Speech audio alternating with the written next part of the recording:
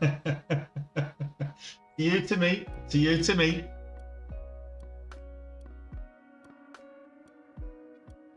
I think that's where I'm at the moment. To you, to me. Okay.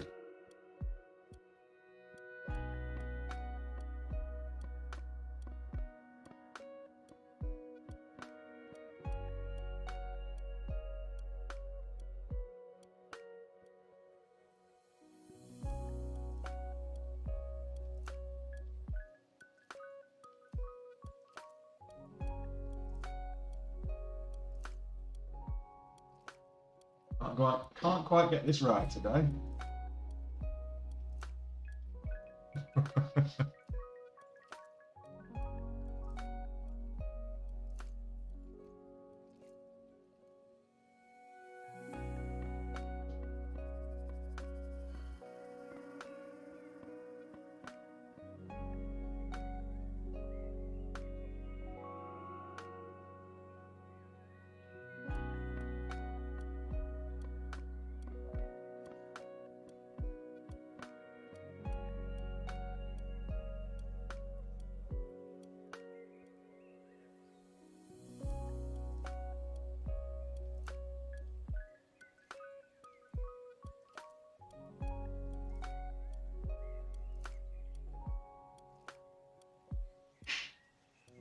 Morning, Alphabet.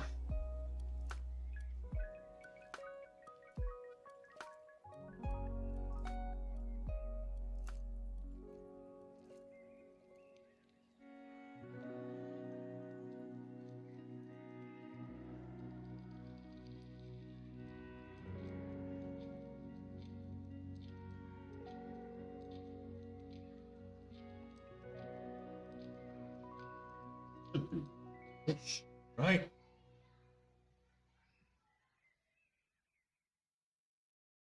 Not too far, too far. I'll get there eventually. This is more fun than the actual trading.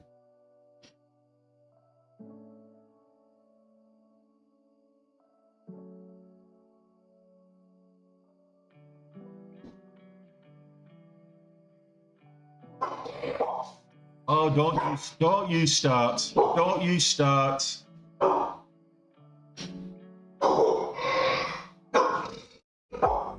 Enough. What are you barking at me for? You backhander. Giotto.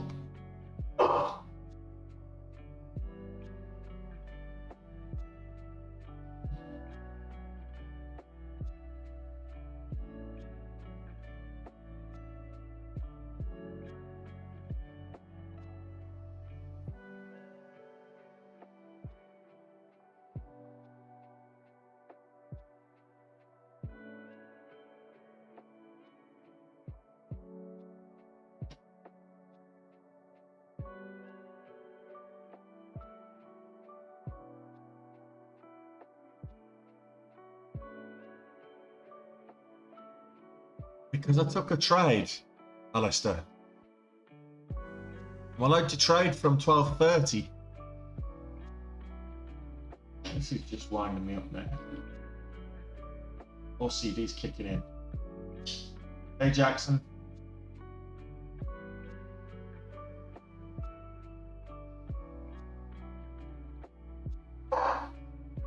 Giotto.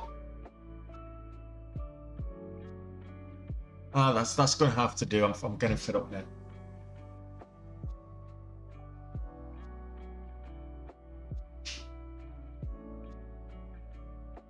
Okay, that's going to have to do. It's not if it's not right for you. If the wonky screen's getting on your nerves, oof, it's getting on my nerves. But that's beside the point.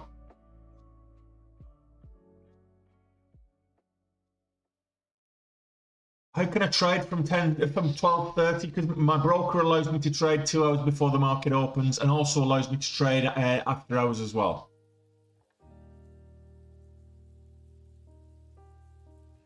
Some brokers allow that.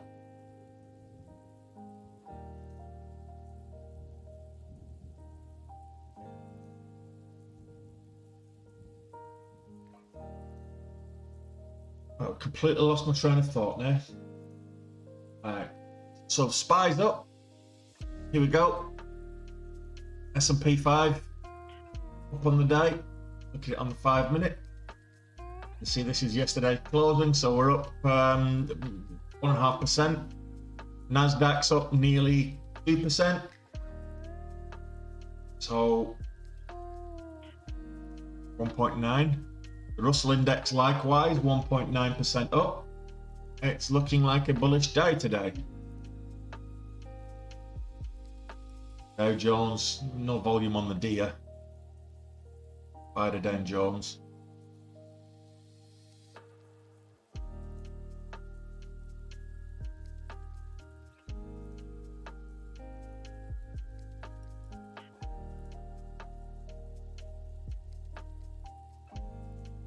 Yeah, a lot of brokers do it, but I'm with Capital Markets Elite Group, CMEG. MEG. Capital Markets Elite. They facilitate out of hours trading. It can be frustrating when you see the big moves going up at like 6 a.m., 5 a.m. market time, and you're like, can't even do anything. But it does tend to be on much lower volume.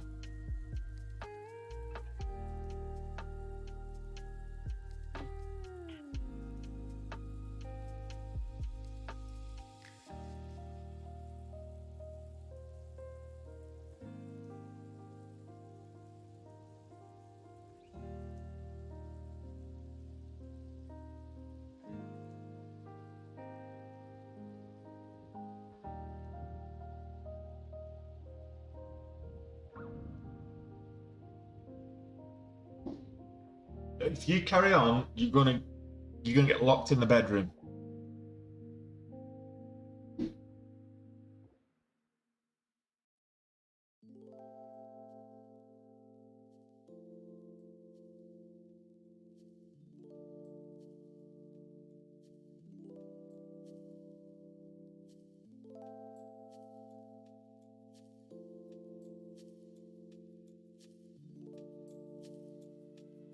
No problem at all, Kyriak.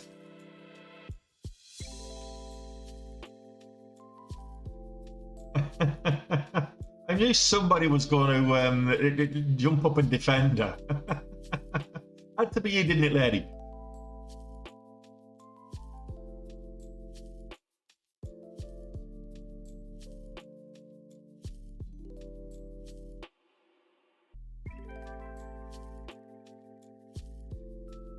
No problem, Amanda. Appreciate your patronage. Don't know what that means, but you get the point. Well, that's what I was going to do.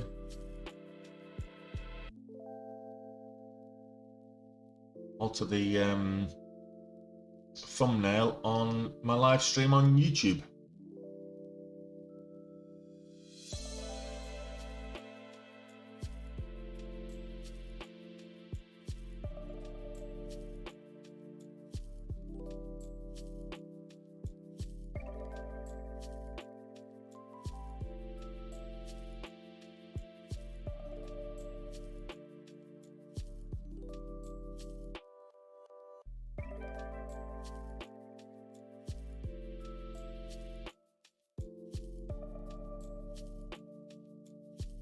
I'll have a look, see how many subscribers I've got for YouTube later. I need to get 1,000, I think, before I can start to grow it properly. It's easier to get 1,000 followers on TikTok than it is on YouTube, that's for sure. Do I think it's going to hold today? Yes, I wouldn't be surprised at holding today. Do I think it's going to go back up to 950 today? No. I've got 2.5 weeks for it to get back to 950. Do I think that's going to happen? No, but hey, look. Easy Fugazi. Easy come, easy go. Tesla, let's have a look at Tesla right now.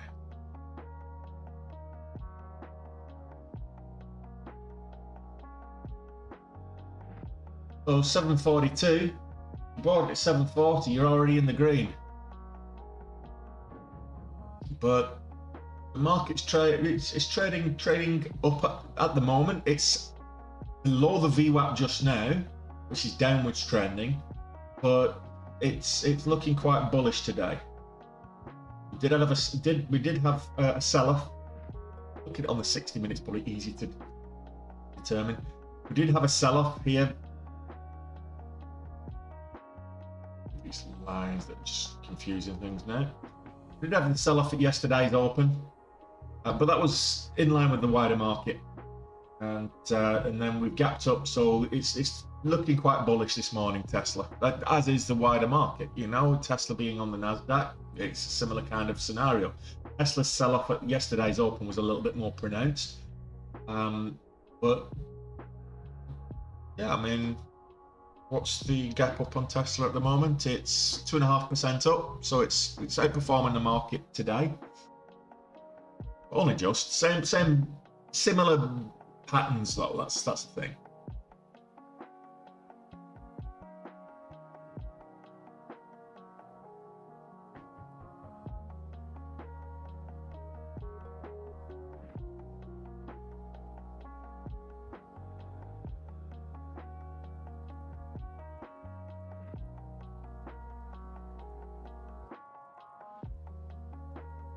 Go back to I was looking at Jumaya. Got earnings in 20 minutes, an earnings call.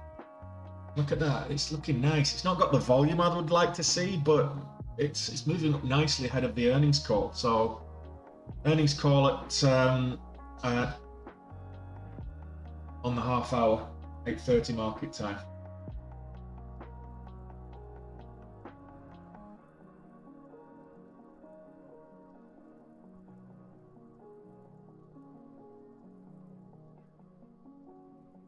Good morning, everyone in YouTube land as well. So hello to TikTok land and good morning to YouTube land. And for those one or two of you on Twitch, good morning there as well. Those of you on Twitter, yourself.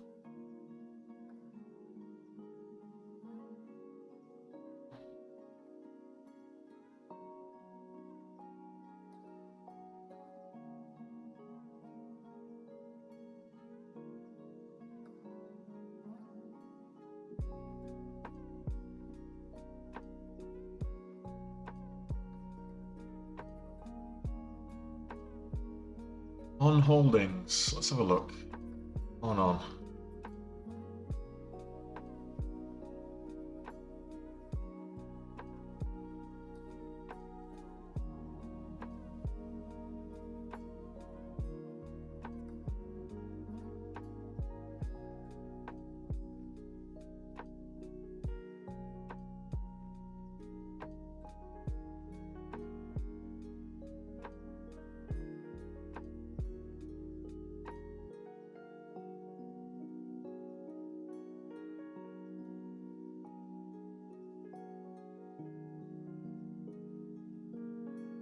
What's driving this?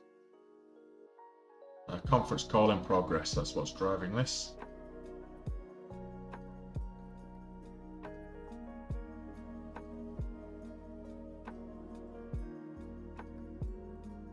$100 million flow.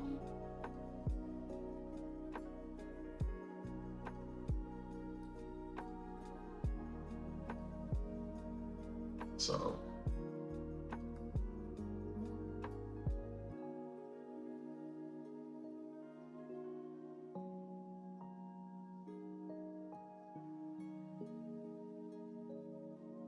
way off the average volume.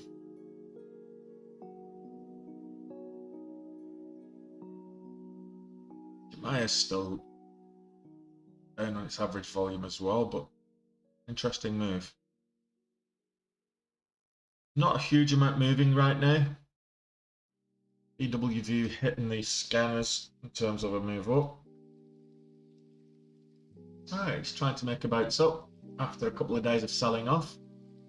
It'll be interesting to see, to watch that momentum.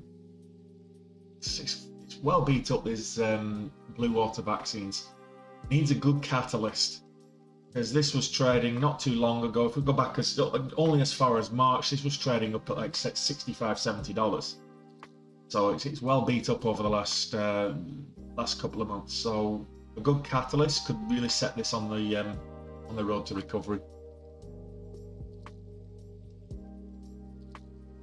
No, I don't think so. Tesla will continue to perform with the market. It'll continue to move with the market.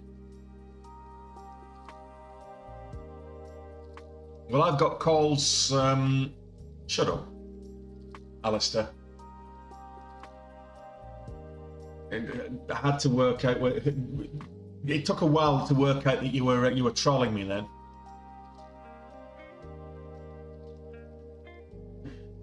AMC doesn't tend to move when a good movie comes out right now, because retail holds the majority of the flow with AMC. Institutional investment is got a minority stake right now, which is unusual, but it's just one of those stocks that bucks the trend. Now, retail are holding, they're hodling AMC, so we're not seeing those huge volatile moves that we've seen before. So we got a nice little move last week, which we managed to capitalize on, and we got good move back in a really good move back in March. But is it gonna go? Is it gonna go up because Top Gun's coming out this week? I don't know. Is it? Is anybody going to watch Top Gun? I'm not. I mean, come on. It's a reboot of an 80s classic that they should have left alone. So anybody that remembers the 80s classic Top Gun, which if you go watch it again now, you're going to be disappointed, but let's just leave it with the rose-tinted glasses looking back. If anybody remembers that, they're going to watch this Top Gun and they'll be extremely disappointed. It's like any of the old classic movies that we remember. They try and either reboot it, remake it, or do a sequel, and it never lives up to the hype. Just leave it alone, as far as I'm concerned. Do a different thing. A lack of originality in Hollywood at the moment. It's like I couldn't believe when they got Mark Wahlberg and cast him in The Italian Job. Tried to remake the Italian Job. What? I mean, the original Michael Caine it stands on its own. It's an iconic classic movie. To try and remake it, you're just never going to get the nuances that go with it, and it was always going to be. It was destined to be a flop. But there's so many like that. Arnold Schwarzenegger's The Running Man in the 80s. Tried to remake that, and the same. What was the other one with Colin Farrell in the lead? Total Recall. Come on, leave them where they are. They are what they are because they are what they are. You can't remake them. Anyway, that's just my little Hollywood rant. If you look at the 60 minutes, it's been consolidating sideways for the last while, as last few days. AMC. This its move up last week on Thursday, I think it was. Yeah, Thursday. Just consolidating sideways. So maybe we can have a bit of a push. Not so sure. Probably just more of the same. Consolidate sideways between kind of 1250 and 1150.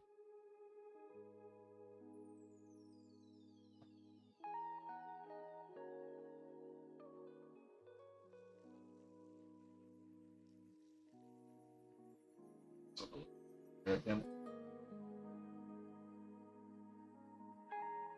Interesting.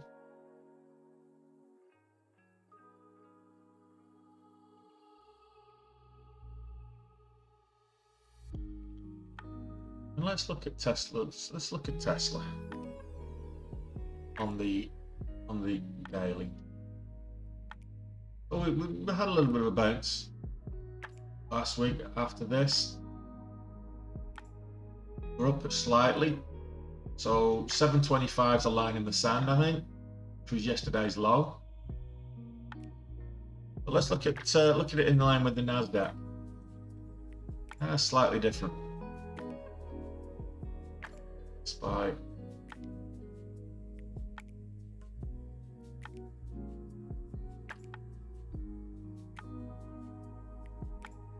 Yeah, it's been beat up. It's due a bounce. Watch for 725 for continued selling off, or watch for 775 for a rally. It gets above either side of that range, a $50 range. I think it could be a significant. Only my personal opinion. Not financial advice. I'm not a financial advisor. Don't sue me.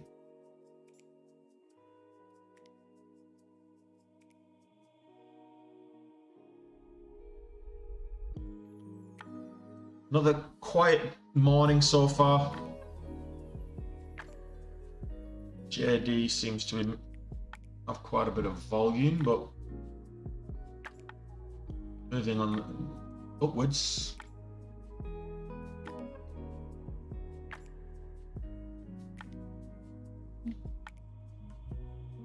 Don't know why. Look. I don't know why. I'll just have a look. Oh, there's a conference call and an earnings call in progress. Why didn't I get my earnings diary this week?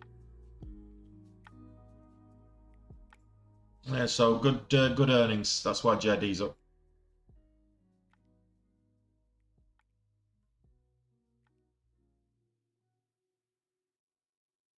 Getting a few of those at the moment.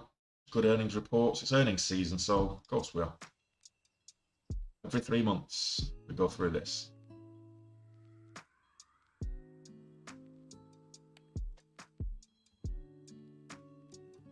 Hey, Joby.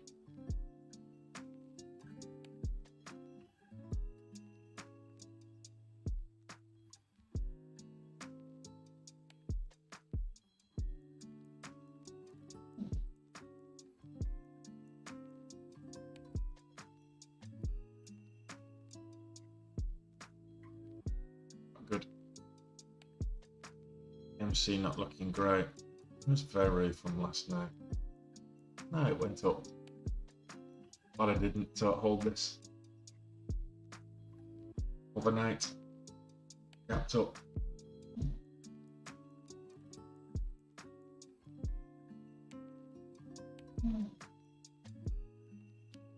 So guys, who we're predicting for winning the league this year?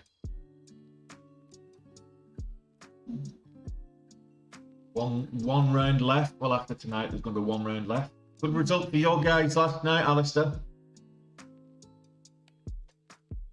Arsenal being more Spursy than Spurs. And you think Tottenham can't get any more Spursy?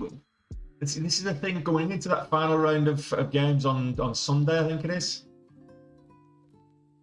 Spurs just have to draw at Norwich, I think it is, to guarantee Champions League football. And knowing Spurs, they'll probably lose. I mean, only Arsenal this year has been more Spursy than Spurs.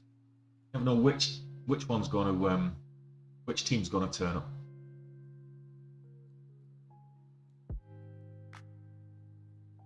Hey Max Taylor, sorry, but you don't look like you know too much about the stock market. Very pretty though, so I'm not going to be joint hosting with you. You think, Les? Do you not think Man United are going to put a late surge? I mean, talk about the obvious.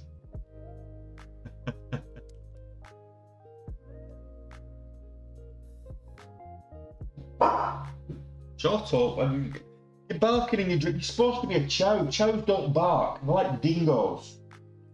Now be a chow and be quiet.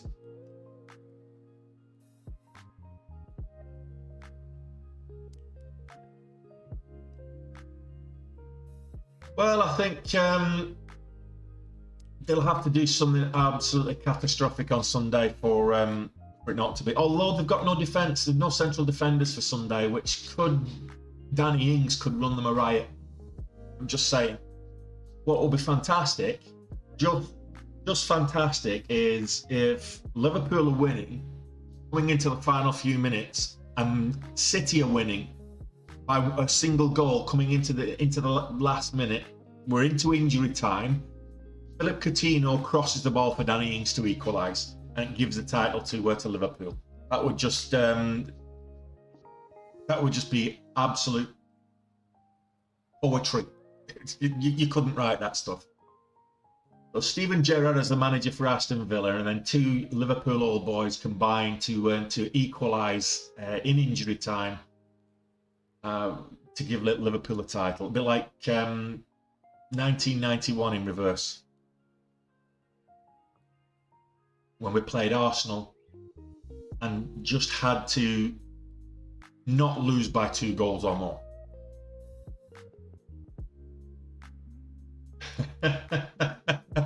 You're probably right. Somebody trying to reach me, you can leave a message.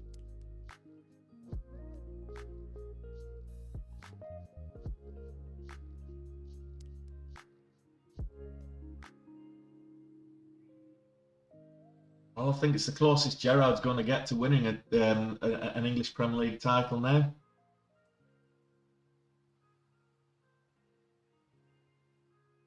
Wasn't really in it in 2014 on the last day of the season.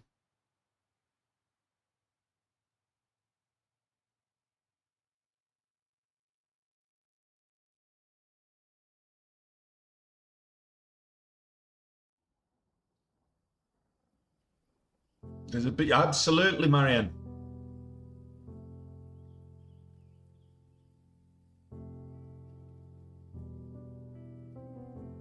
Absolutely.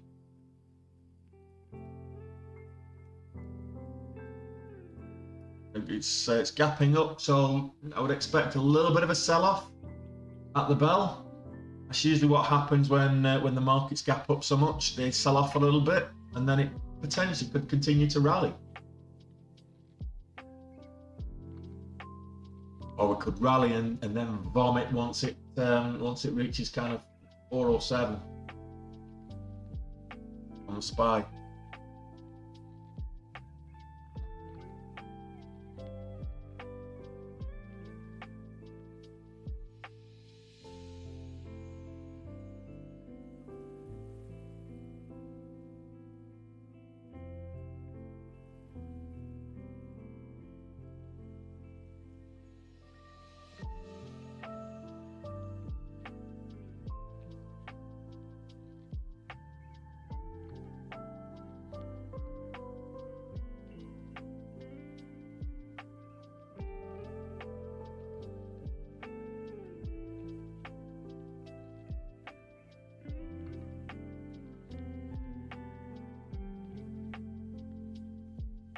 Oh, come on, market, give me something to at least have a look at. There's not even anything moving. Pioneer, On Holdings, Jemiah. That's probably it. And none of them are really great.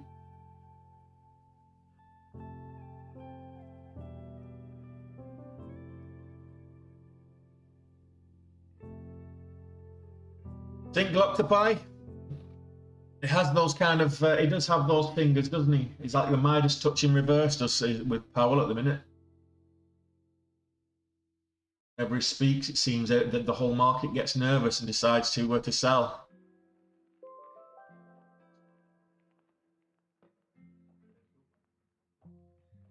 Let's see what he has to say.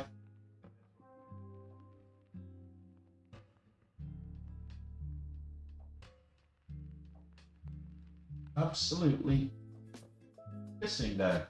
I think it was. I was supposed to be taking the dog for meet her old boyfriend later, but doesn't look like that's going to happen.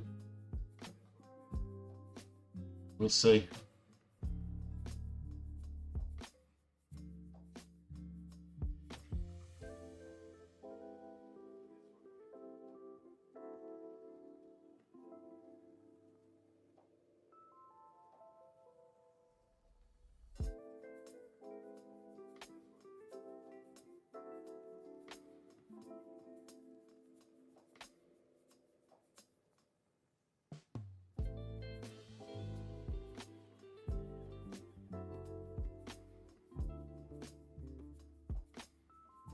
Oh, I had some fun that had an email from a guy saying he wants to invest in $20 million, between $1 and $20 million. And I'm like, oh, right, okay. First email came from a Proton Mail account, which is an encrypted, anonymous email service. Then his next email came from a Gmail account, well, a spoofed Gmail account, because it was actually coming from a different account, which was a different to this first Proton Mail, but was also a Proton Mail account. And spelling mistake. It was like one of those Nigerian prince emails that you get, you know? And it was then the second Proton Mail account, which was a spoofed Gmail account, was then coming from yalextin@terramunch.buzz. And I'm thinking, yeah, right.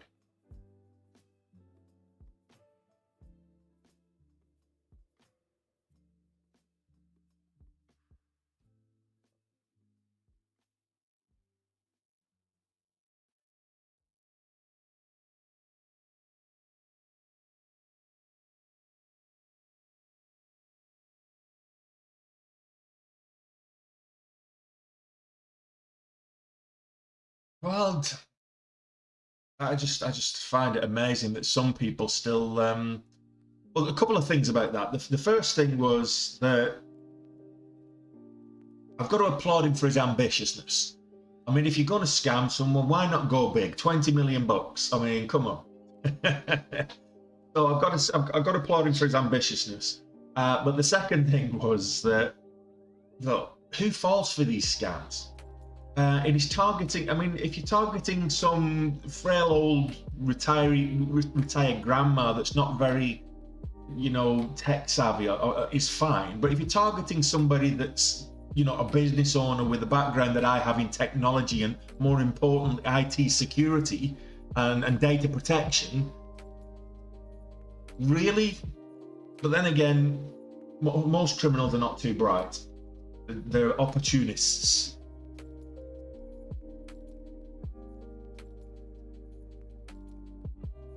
As if they were really bright, they wouldn't be doing what they're doing. To be fair, some cyber criminals are actually bright, when the ones that actually pen the code and they realise that the penalties. This may be something that you guys do or do not know, but the proceeds from cybercrime outweigh the total crimes annually outweigh the total proceeds from all illicit drug activity globally every single year, and yet the penalties are relatively lax. So cybercrime is considered a white collar crime, so very often it's minimal jail sentences at best. A lot of times it's fines and slap on the wrist or community service or whatever. Whereas, and you don't see people, shooting out in the streets over a, computer virus. Whereas illicit substances, you have gang warfare, in the streets, kids killing themselves. You can be beheaded for peddling that crap, So it's no wonder a lot of the top criminals are turning to cybercrime rather than and getting away from illicit substances. So equal opportunity scammers, yeah, fair enough.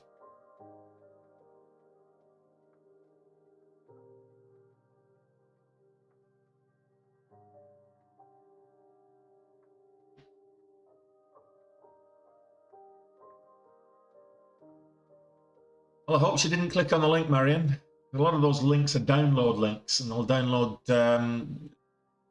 they download something onto your whatever platform you're on, whether it's a mobile or mobile scams are getting a lot more. To be fair, are getting a lot more believable with some of these text messages purporting to be from a bank, saying, we've detected your card has been frozen. We've detected unusual activity on your card.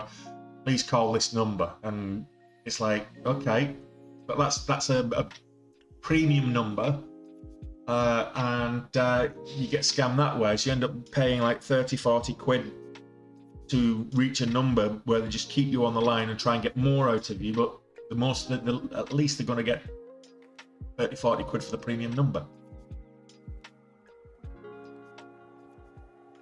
That's the whole, mud at the wall mentality, James. That's the whole thing. Sometimes I like to toy with them sometimes and see how far I can go without them actually getting any information from me, and just play with them and waste the time. Because as long as they're interacting with me, they're not actually scamming anybody. The guy on YouTube does videos and he hacks into their systems. He's a hacker. It's like a white hat hacker, if you will. And he hacks into their systems whilst they're trying to hack into his. And he'll delete the files right in front of them. He finds out what the names are, and he starts calling them by the real names. And, it might be some, Indian call center that they're trying to scam old people or whatever. So he's pretending to be an old woman, and he'll be calling them by the real Indian names instead of the fake, John Smith name or whatever.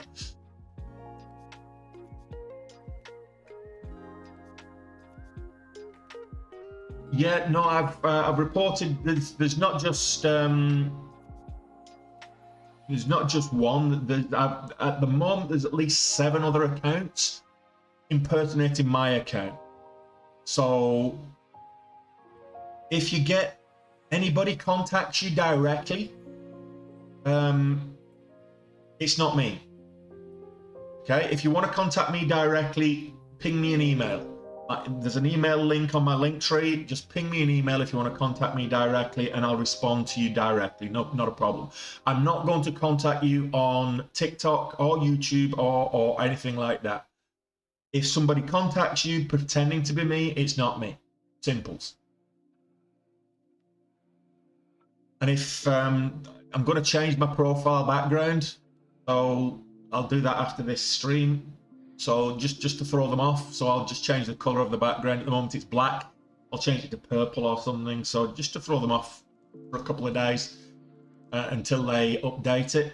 But one of them was actually I thought, hang on a minute, is that my account? Because it was identical, but they'd put a double underscore on the second underscore. And they even had the link. I don't know what they're trying to achieve, because they even have my link to my link tree.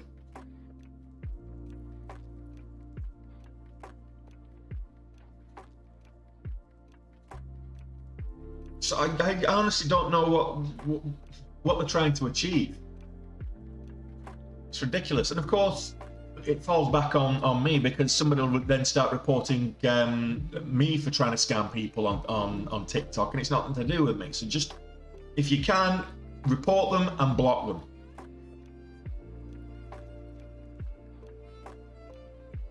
Well, it's not like I'm some kind of authority, or I'm just a guy on the net that's just spouting my opinion. I'm not any kind of financial advisor or celebrity or anything. So just be careful, guys. A lot of people out there with nefarious intent. If you see anybody with any other account that's not mine, just block it. Don't follow it. Because I saw one guy, he's got like 2,000 followers. I'm like, how have you got 2,000 followers? Because those 2,000 followers could be following me. I could have another 2,000 followers. Idiot. Annoying. Rocket Lab. I like the name.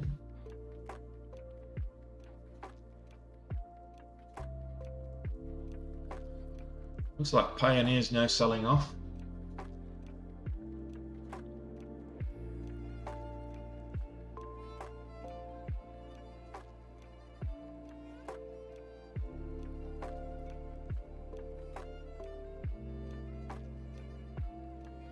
Ah, there she is. Little Miss Snores.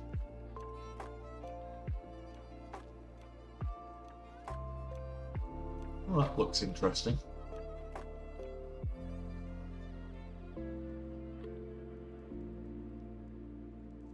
have a look at the catalyst.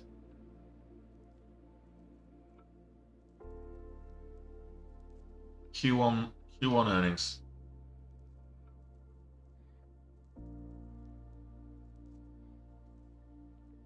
Good Q1 earnings released this morning. That's why that's moving up.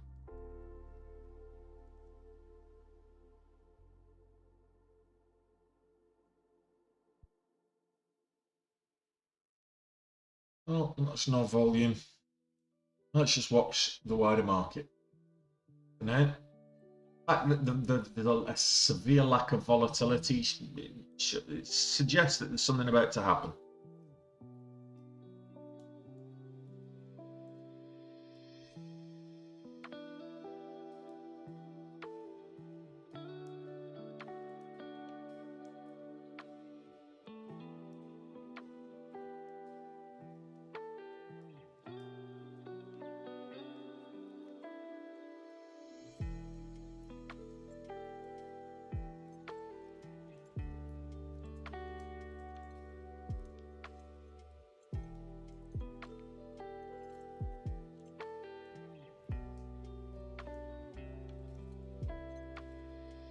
Should be an option to not allow people to download your videos. Maybe I'll actually have a look at that. If don't make people to download my videos. That way, if that's the case, and there's all these different kinds of apps like, you know, Hotmate or Tickmate or Teammate or whatever they're called, that allow you to do it anyway and bypass these security systems, isn't it?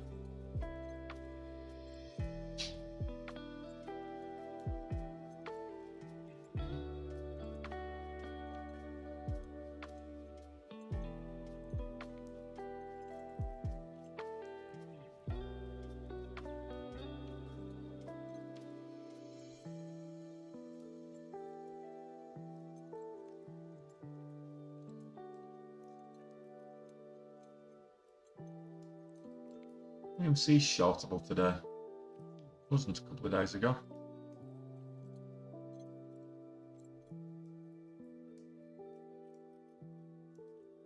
There you go. That short Varu today. Well, not yet.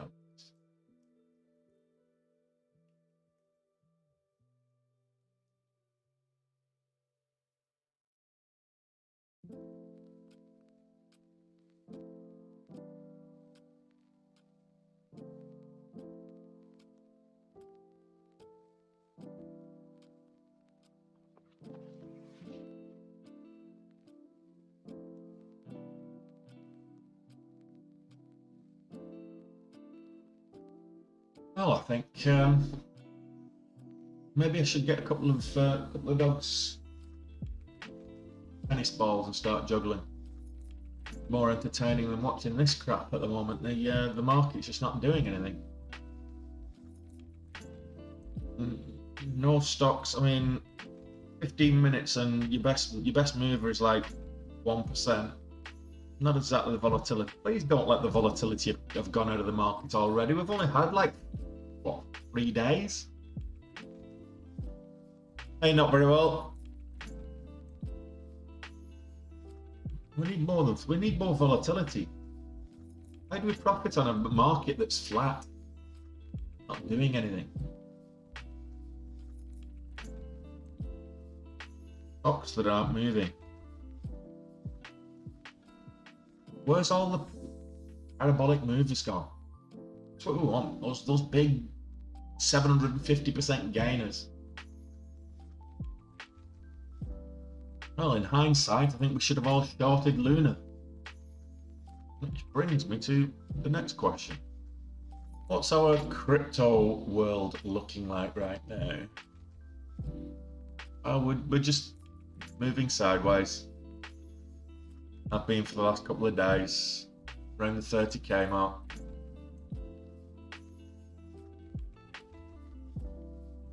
Bitcoin, that is. And the 2100 mark for Ethereum.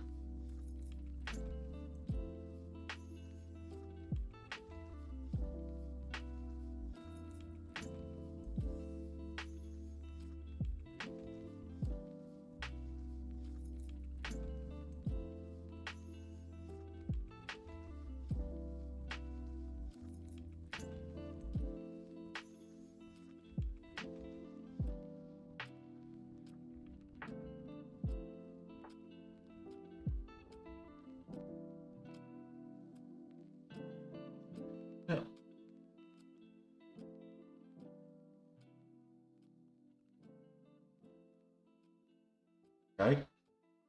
Can we get above the VWAP before the market opens and have a bit of a rally? Nice green day today will be beneficial for everybody, I think. Morale's been low lately. I got the one on the watch list, and that's not doing anything right now. That's just sideways.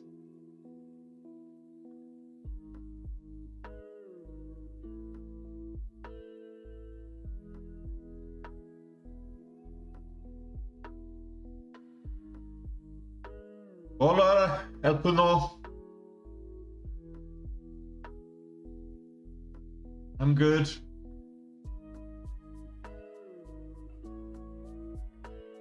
Just watching the SPY do nothing. Oh, sat here just literally twiddling thumbs right now.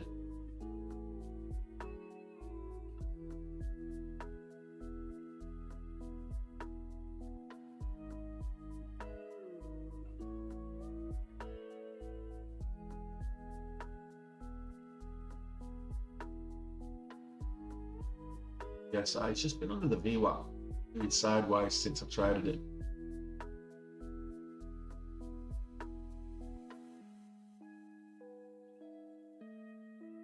That's that.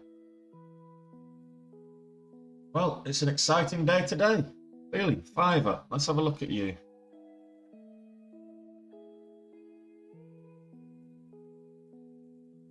Well, a lot of people trading Fiverr right now.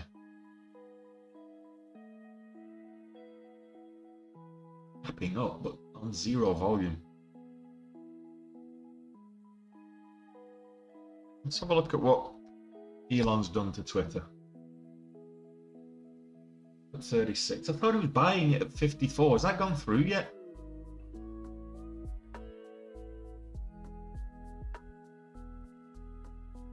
When does that go through? Does it go through? Have a quick look. What's the latest news on Twitter? What's the latest news on Twitter? On Twitter.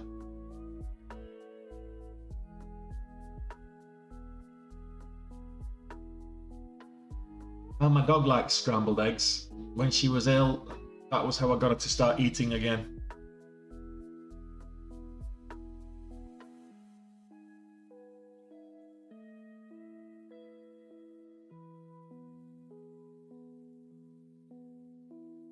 It's not clever.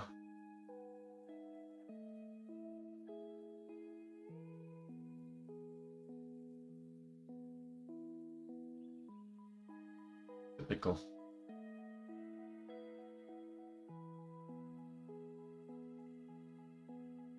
Let you watch that for now while I sort these scanners out.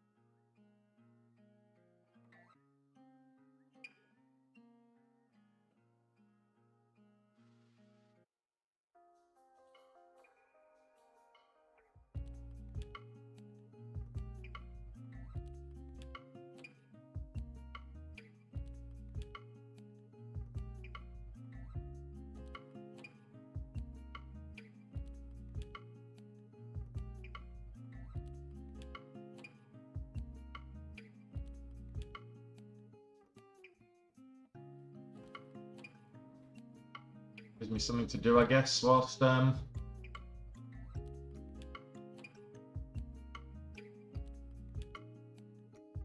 waiting on some action.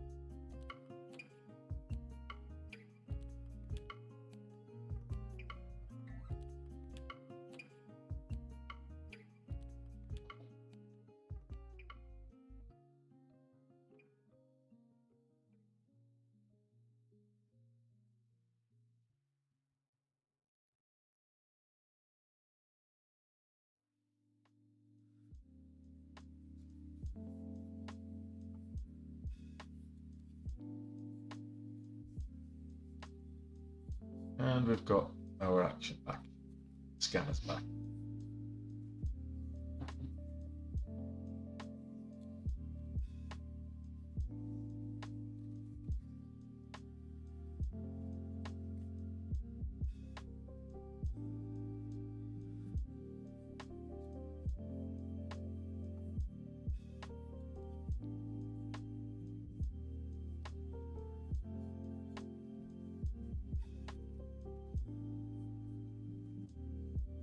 It does that every yeah.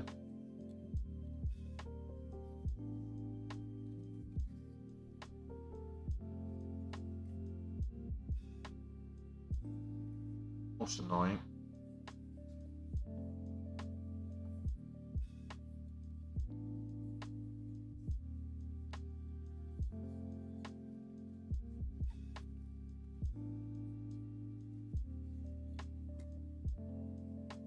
That'll do.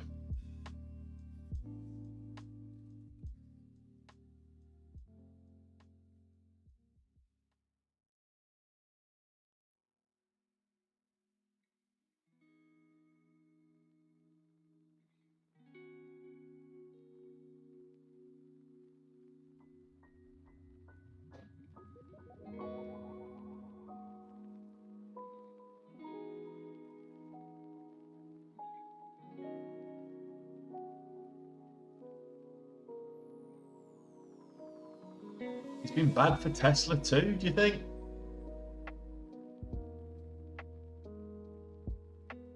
Well, yeah, absolutely. I think we all know that majority. I mean, the problem is if you Google how to grow on Twitter, you'll be inundated with offers of I will get you YouTube as well. I will get you 1 million followers within a week. It'll cost you this much, and the followers are all bots.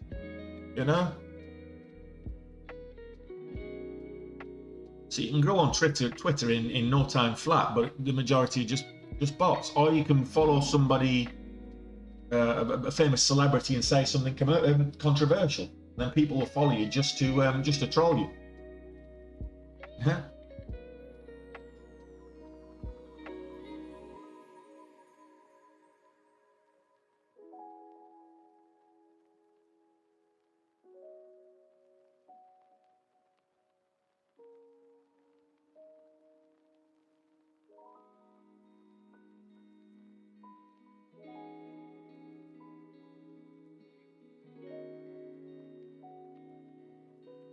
Missed that one. Do that bounce.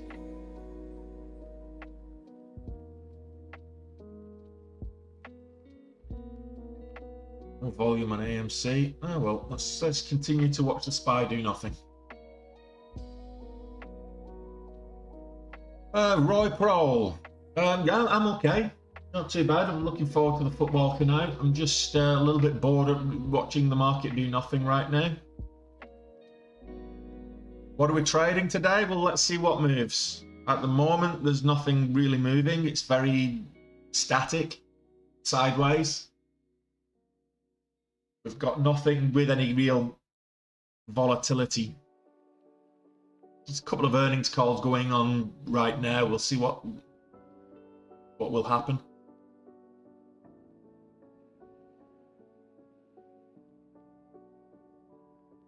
Well, I don't think lying to advertising companies. I mean, come on, El Puno, the advertising companies are lying to us half the time, so bit of their own medicine. Let's face it, you can't be in advertising if you don't know how to tell lies.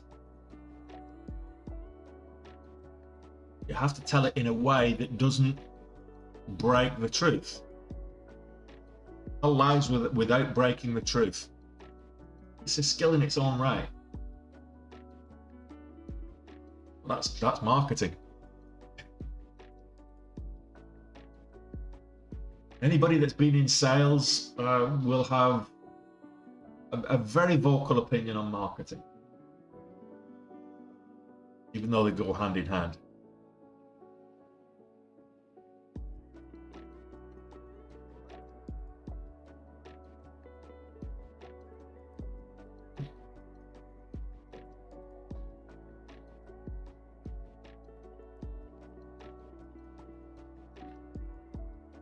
Oh, so Pioneer's getting back up towards the $4 level.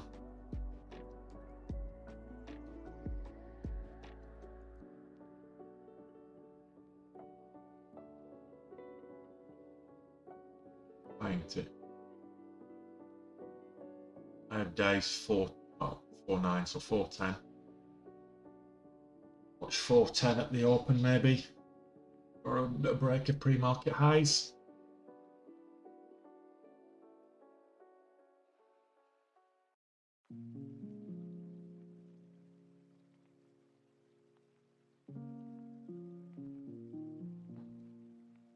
Now, I'm going to put the kettle on it. Who wants a cup of tea?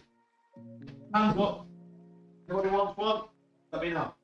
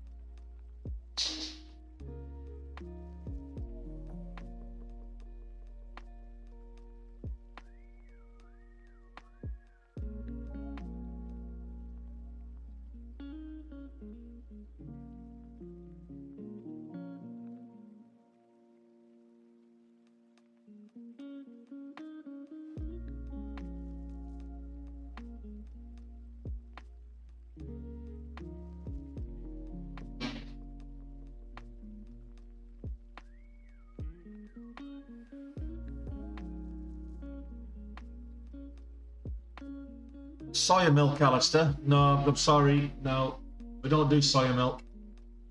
How do you get soya? How do you get soya milk out? I mean, soya's a bean. But where's the nipple on a bean? How do you milk it?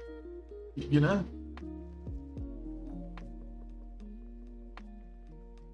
How do you milk a bean?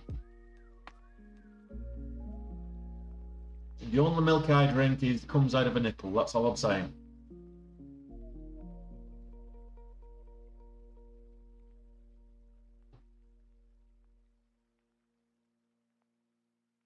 Polarity. Have they done a reverse stock split?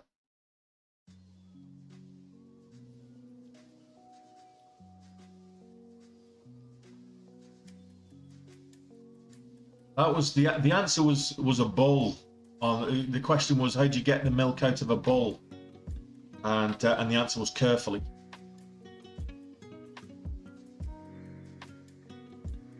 Yeah, 1 to 25 reverse stock split. That's why polarity's just jumped to the top of the. That's obviously gone ahead.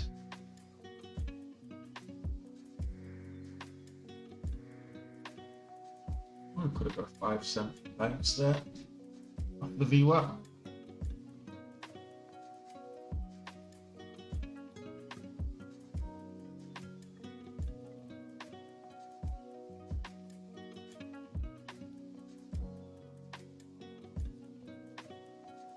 It's not looking great at the minute.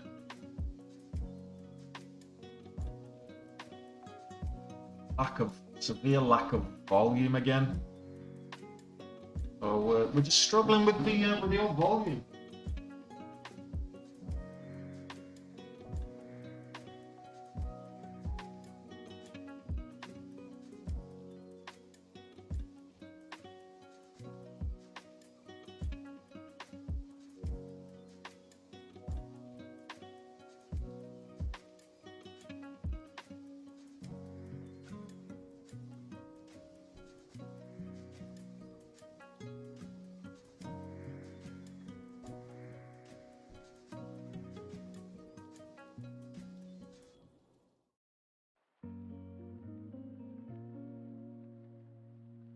They're still there, Fairy.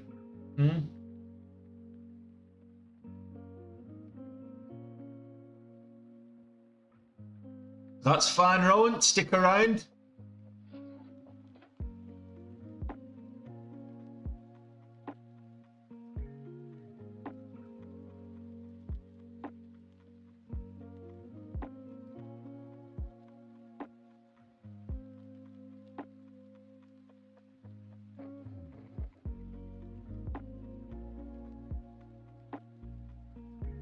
Walmart results disappointing. I saw that. Jemiah's results are decent. Pioneer's results are good.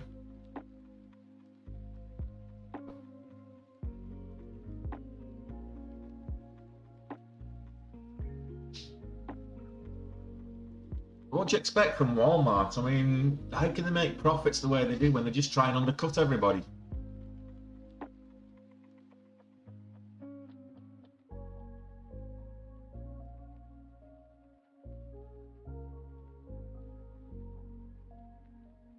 Cold. It's moving up off the bottom. ETF.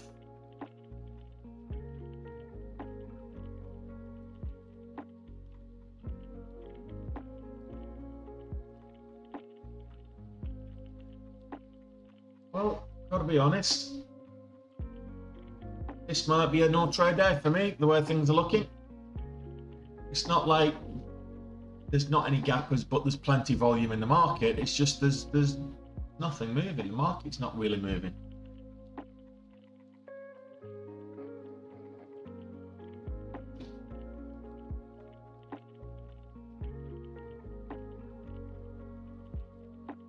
Come out from under there. You know you're not to go under there. I know you're needy. You're supposed to be a chow. You're supposed to be independent and aloof. So needy.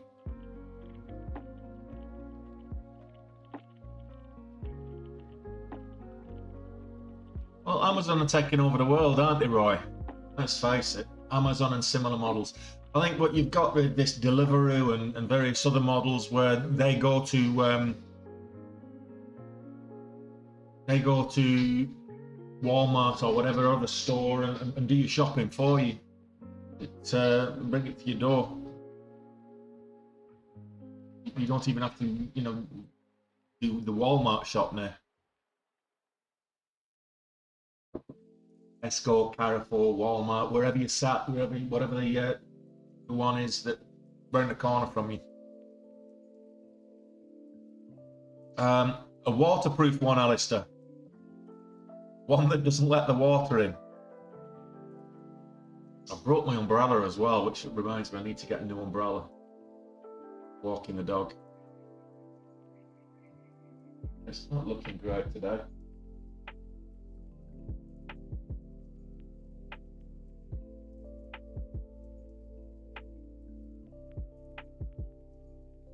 Well, you've got to be innovative. The problem with small businesses, it's like if you go back to the Industrial Revolution, you had your cottage industry that was just basically wiped out by industrialization. So Amazon and similar, Alibaba and other online facilities are doing that to small businesses now. So it's the Industrial Revolution 2.0, if you will. It's the digital revolution, opposed to Industrial Revolution. So where we had the cottage industry wiped out, we're having the small businesses wiped out. You've got to be innovative. If you're not innovative, you just got to jump on the gravy train and try and make money with the digital business. Mom and pop shops are a dying breed now. I mean, your Joe Fix-It store, for example, managed service providers, your Joe Fix-It, and you have something. You used to be able to, your washing machine, for example, your laundry machine would break, and you get the plumber come out and fix it for you. Now it's disposable. You get a new one. And the people that you buy a new one off take it away to dispose of it for you. So with the advent of disposable products, so you've not got that small business of local Joe Fix It will fix your appliance for a fee for like 50 quid or whatever. You've now got disposable products all made in Southeast Asia somewhere that you can buy for next to nothing. So you don't even replace anything. You don't even repair anything. It goes in a skip somewhere. It is hard. You're absolutely right, Marianne. It's difficult to be innovative in this day and age. Innovation, it takes a lot of effort to be innovative because there's so many people trying to be innovative. I mean, how do you think about it? I mean, if you ever watch Shark Tank or Dragon's Den or whatever it's called where you are, you find a lot of these people they get booted out of the attic because their idea, while they think it's innovative and new, it can be replicated at the drop of a hat.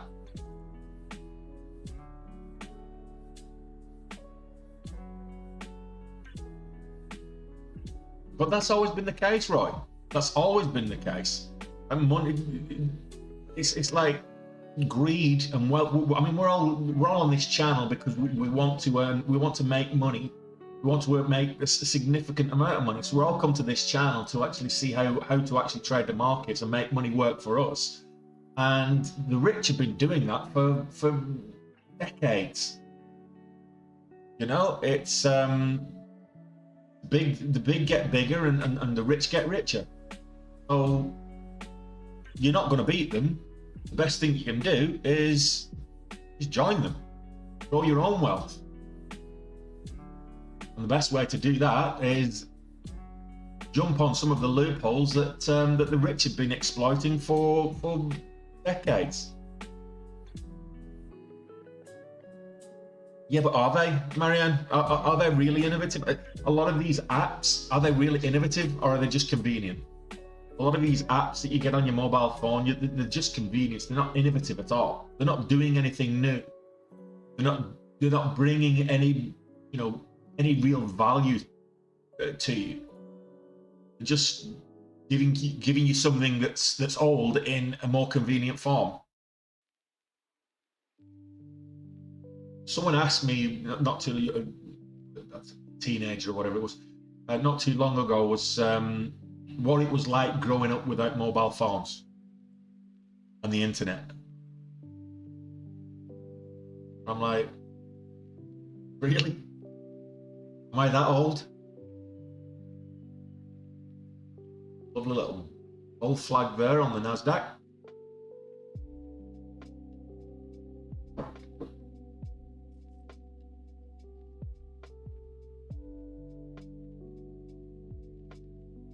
Yeah, the dial-up.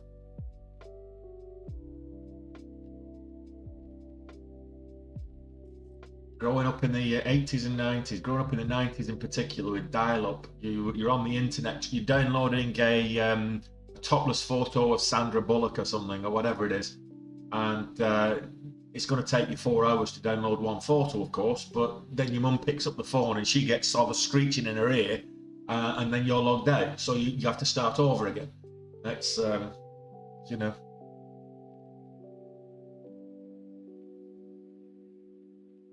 correct, Roy.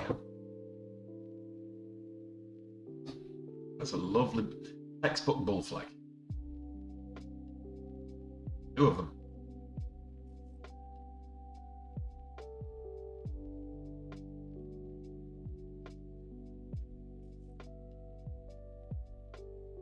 Remember my first year at university, first year at college, and a girl on the floor below had a mobile phone.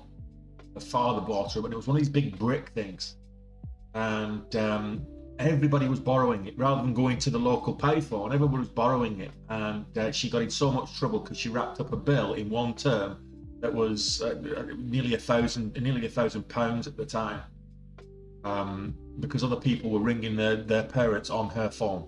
Because mobile phone costs were in the 90s, they weren't cheap. That was before you even got your allowance.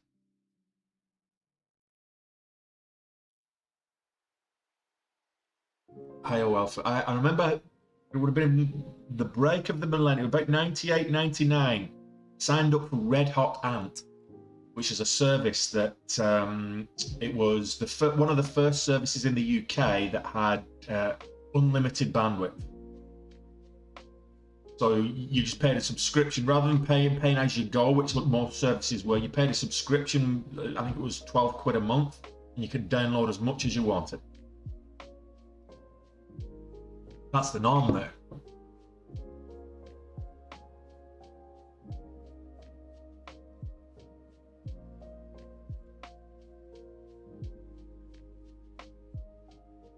AOL.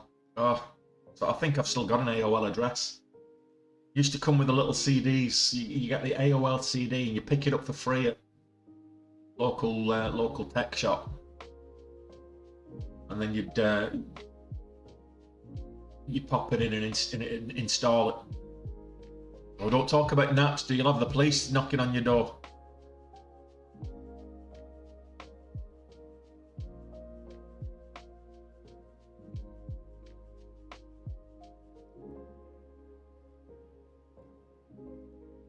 Yeah, but there's always a cost though, Marion. That's the thing. There's always a cost. It's where is the cost and what is it costing? And right now it's, you know, child labour, exploit. It's a moral cost half the time. You look at what Amazon and Disney and Microsoft, the sweatshops and stuff. No, tech as well. You know, Amazon, Samsung, Apple.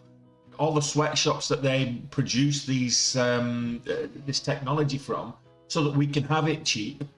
You know, there's a moral cost. I mean, most of us, we don't think about it. We just like the fact that we can get the next iPhone for less than $1,000. You know? Not that I would ever have an iPhone again, but that's besides the point.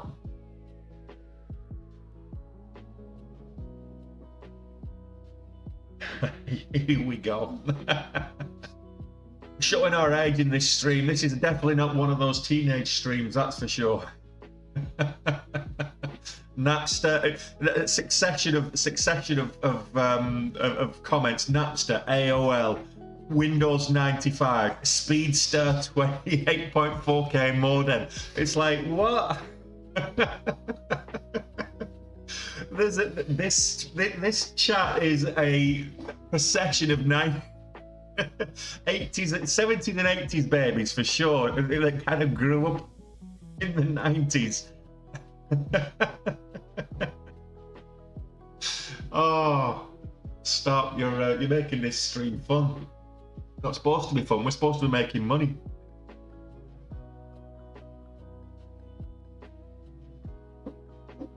£250 bill for calling on one-to-one, yeah.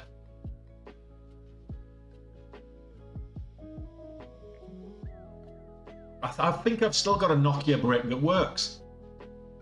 The 8210. Probably still got half the battery. No. Yeah, well, they had to, because everybody's got multiple mobile phones now. Phil.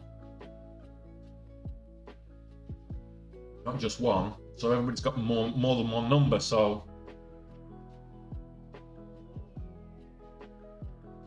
Les, now you're going into the 70s, guy. Although I did enjoy the space operas, they were good fun. Back when you can actually have fun without electronics, you know. Well, I'm liking the look of the Nasdaq today, and SPY's looking good as well. The S&P 500 is looking good. It's above the VWAP and held. So it broke above. It's used it as support 3 times now. So that's looking very good.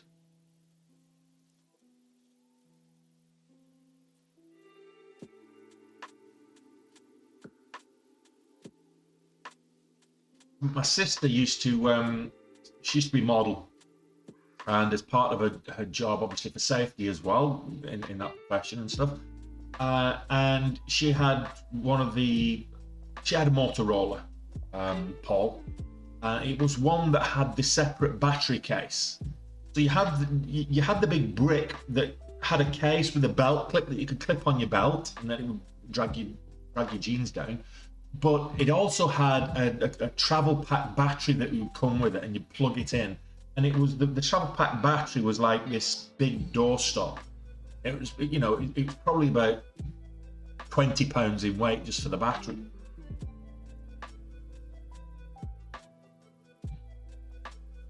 Oh, and the Tomahawk, Roy, Alistair. Choppers and Tomahawks. And the Rally Grifter, absolutely the Grifter. Oh, who didn't ride down the roads, ride down the local woods on a Grifter? Go over the handlebars when somebody got a stick through the spokes.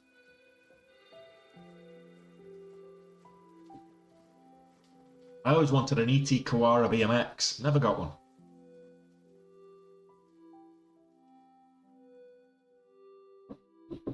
That was mid-80s. With the mag wheels.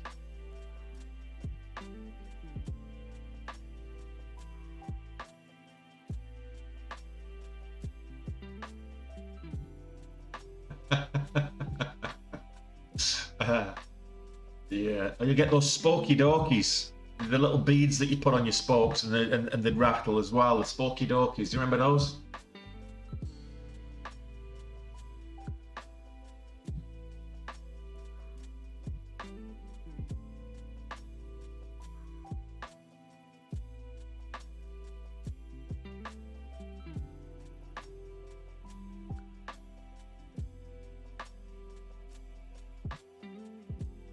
ET phone card.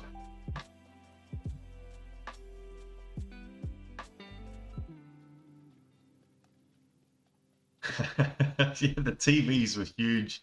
We used to think that bigger was better with TVs. We had two schools of thought. With the TVs, we were trying to get smaller with the portable TVs, but they weren't portable. They were called portables, but you couldn't take them anywhere because they were so bloody heavy anyway. And the picture quality was up, and they had a little dial instead of actual, you know, the horrible things. And then you had the big TVs that were as deep as they were wide because of the CRT. And after you'd had one for about 2 years, you had to go over and smack it on the head because to get the picture to work. Yeah, great TVs.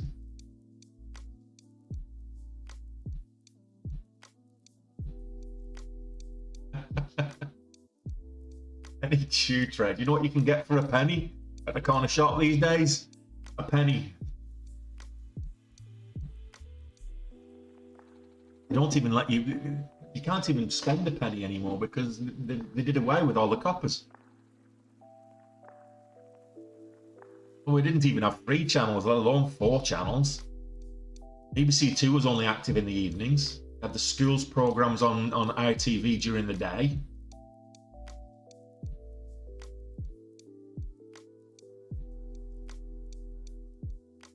Right, who wants to make some money?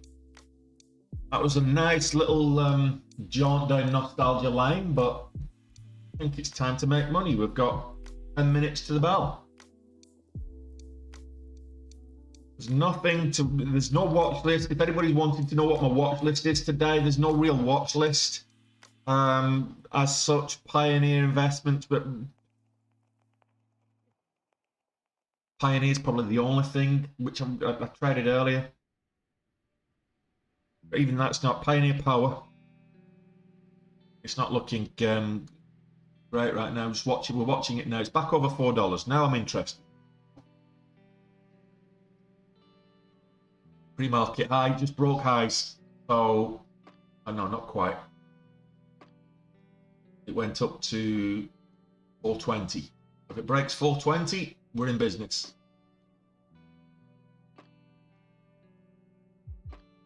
And rejected at 420, that's the pre-market high.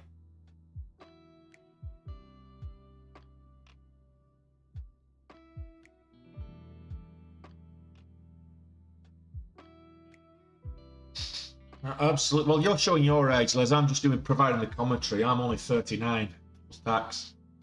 Who said that?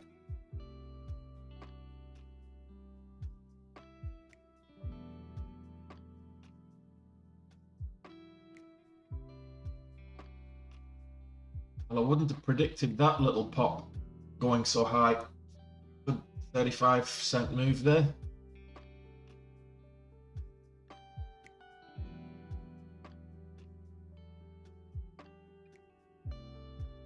It's set up nicely for a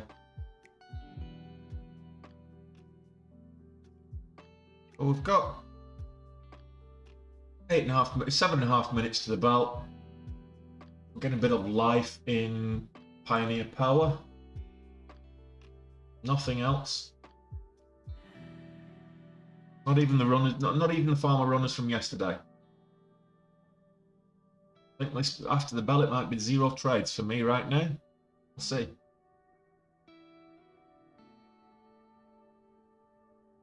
You can shut up as well, Les. No, if I wanted your opinion, I'd give it to you. But yes, you're right. It's a lot of tax.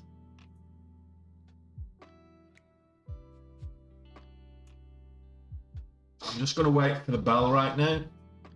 Even if we get a big move, I'm just going to wait for the bell.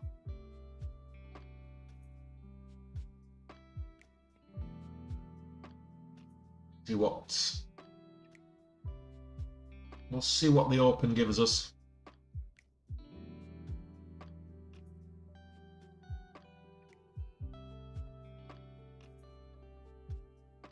Well, guys, we've got 1,300 likes in this stream. So let's get it to 2,000 before the open. We've got let's just tap the screen until 1/2 and see where we're at.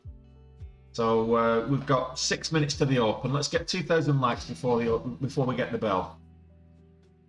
Thoughts on Rivian? I've not looked at Rivian today. That's a good call.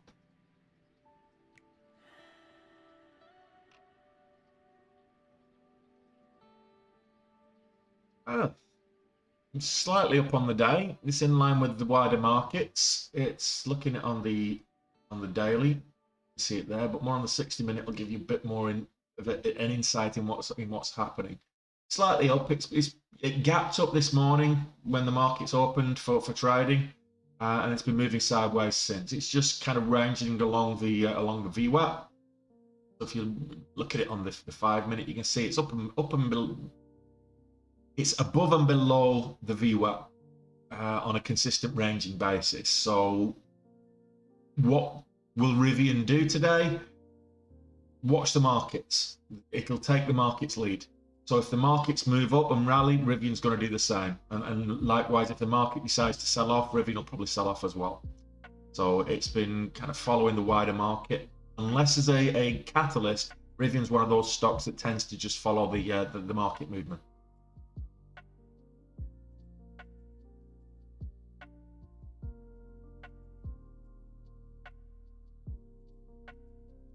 Well, let's hope you make loads today, Shando. What I'm hoping for.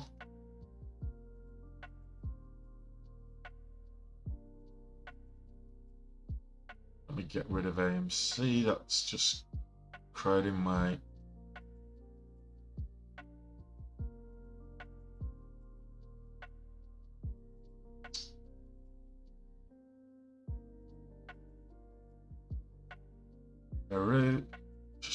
I've just got the indexes and Pioneer. That's the only thing I've got on the watch list. Indexes and Pioneer.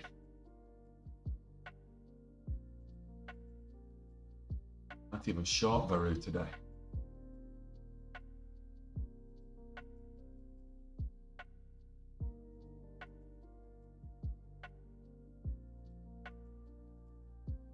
Well, we're getting closer to the open, and I might be sitting this one out for a little while. See what the market brings us. If anybody sees any stocks moving that are not on my scanners or that I'm not seeing, just let me know, and I'll pull it up, and we can all jump in.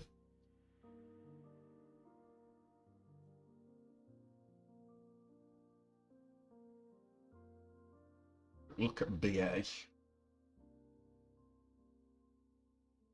Not got the volume, but it's up 3%.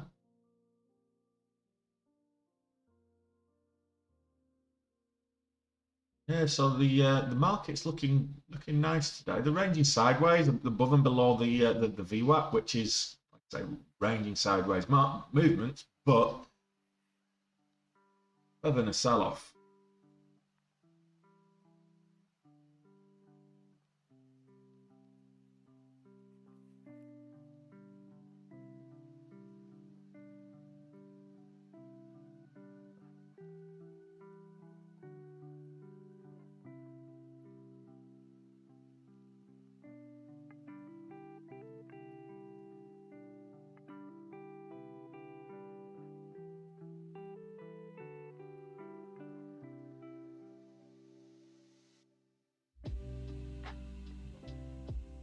Well, 2 minutes to 2 minutes to the bell.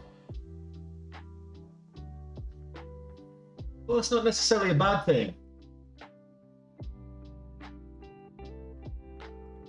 More in the market for the retail investor.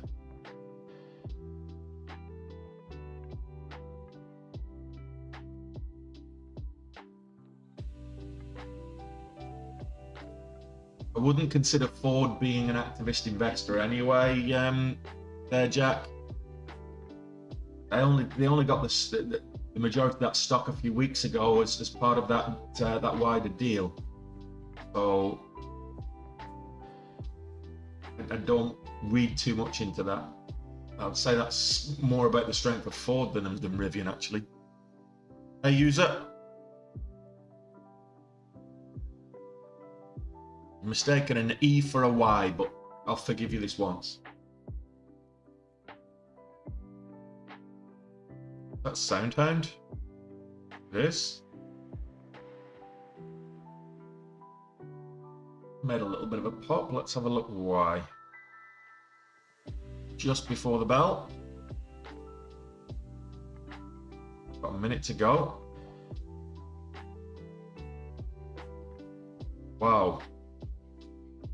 So Soundhound signs a 7-year agreement with Hyundai and reports Q1 earnings with 230 million cumulative bookings. Interesting.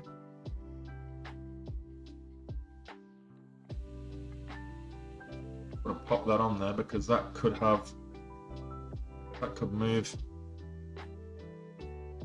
after the bell, which is 20 seconds away, guys. Wow, what?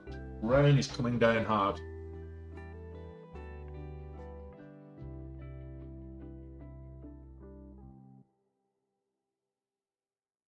And here we go. Ding, ding, ding. The market is open. I really should put the opening bell sounds on my system. I can do that, can't I? I think I can.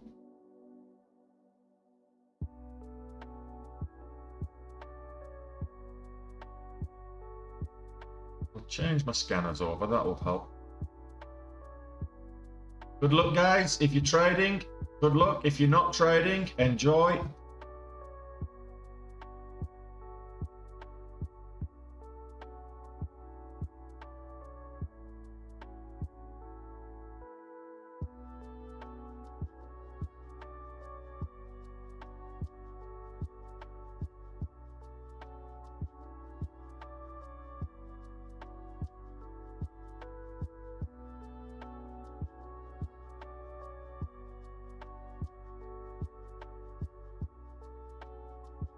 Distracted by things that aren't moving up because they're on my list from previous days. That's not clever.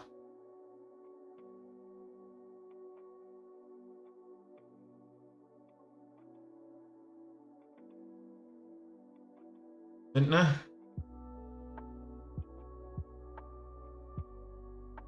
Oh, I just sold off into a... Is it halted? No, not quite. I hemorrhaged. I'll come back, yeah.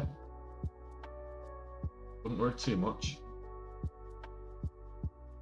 Wider market, so SPY having a bit of a sell-off. And I did say that it's probably going to be a sell-off at the open with potential rally afterwards. But let's see.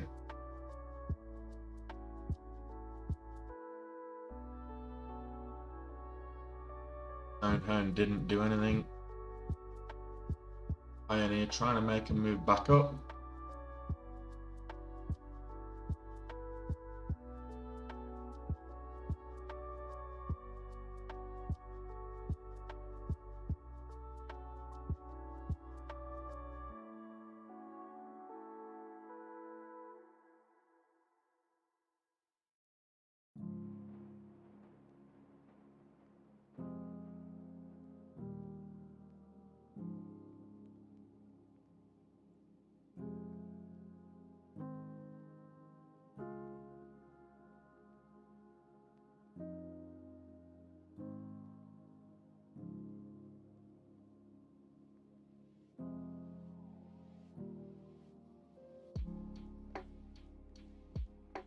Okay, so that looks like it's trying to break the VWAP.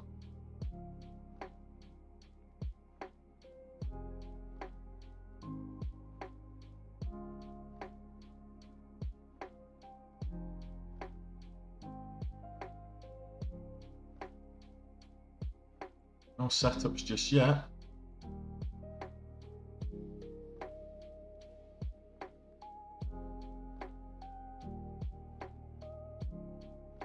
Why are my scanners not updating?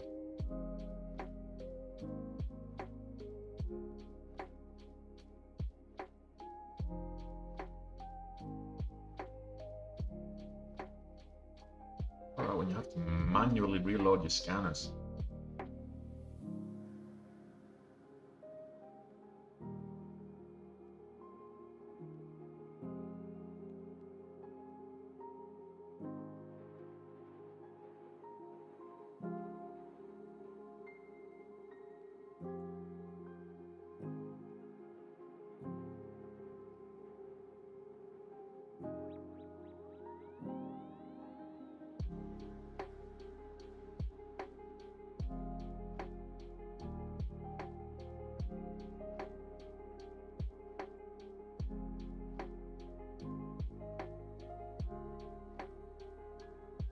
Moving up nicely.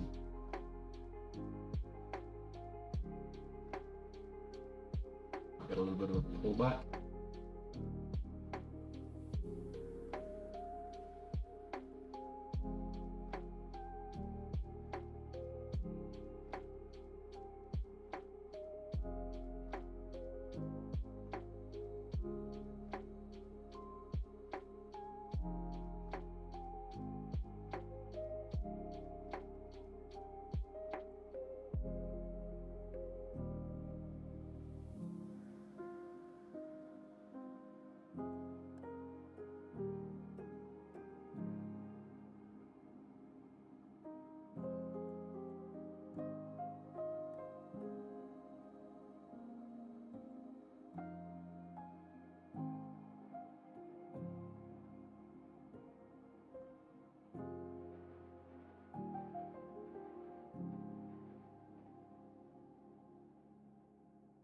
I don't know why, but these scanners don't seem to be working.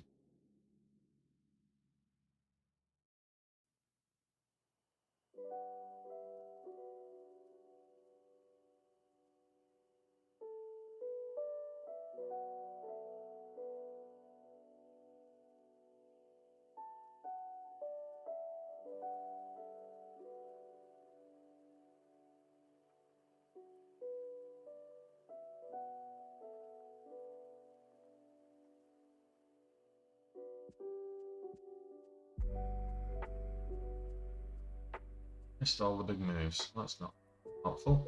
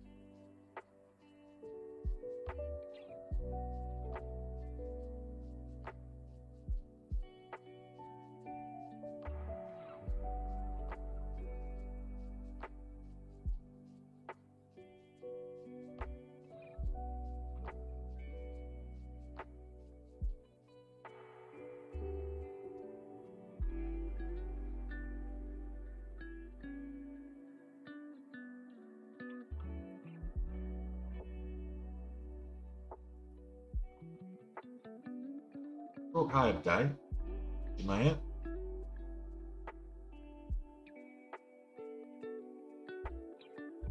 Get to the $3/4 level. Pull back to 640s.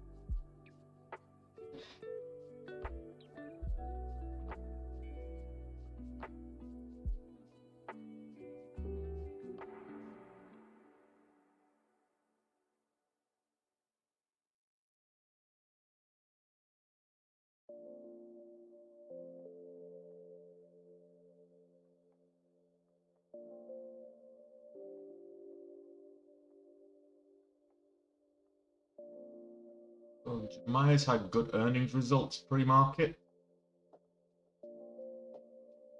hence the move up.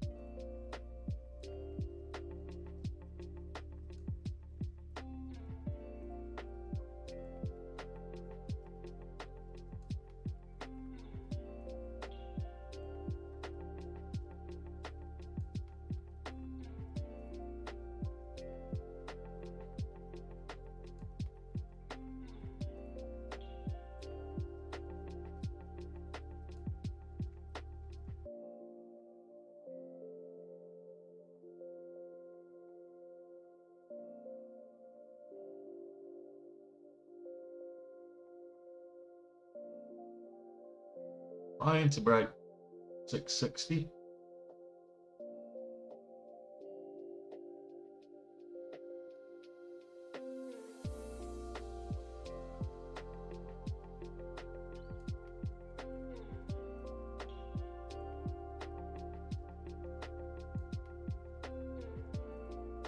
Again, coiling under that level.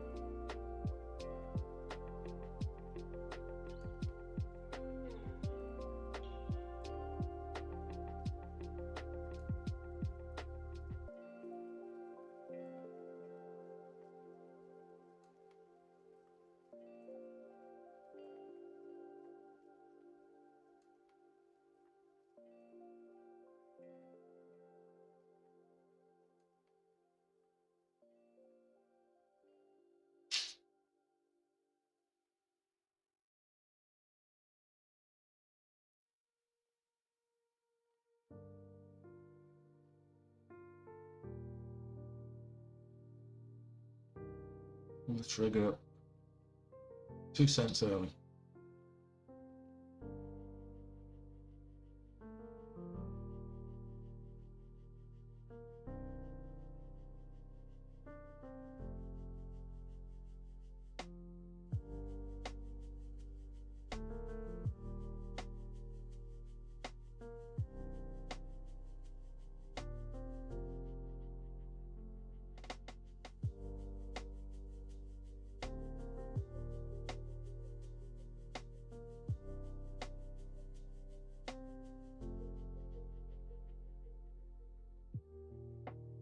Gonna break highs, break the higher day.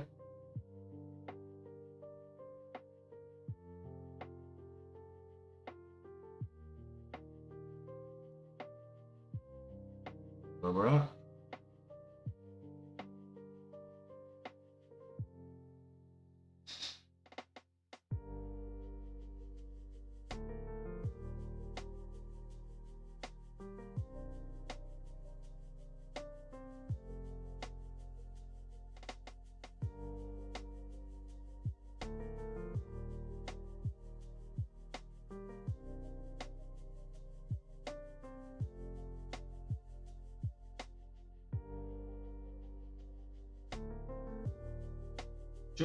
We're 5,000 shares into Jumaya.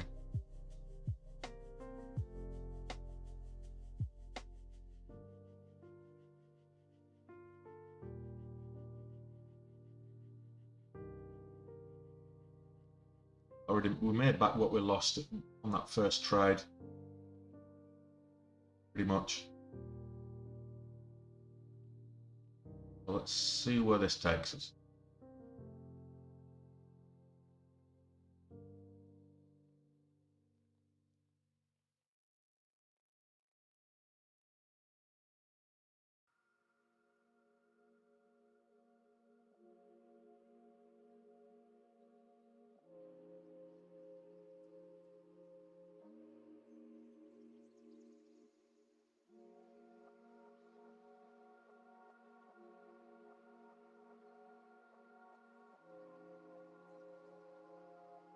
Just a little bit of wiggle room. Always 65. Leave our stop. 64. First candle to break lows.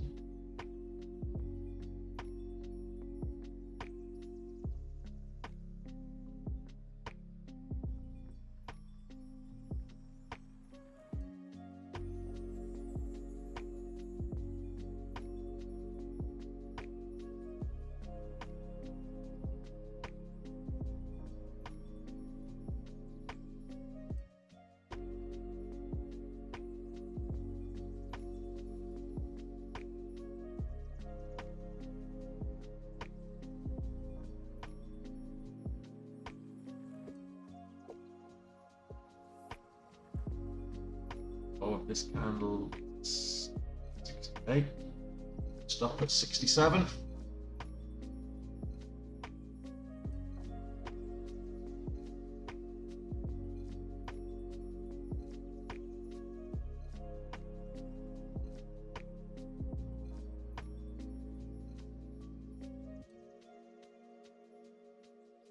Anything else moving?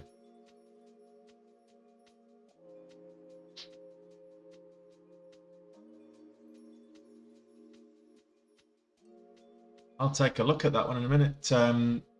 ILP2, you say?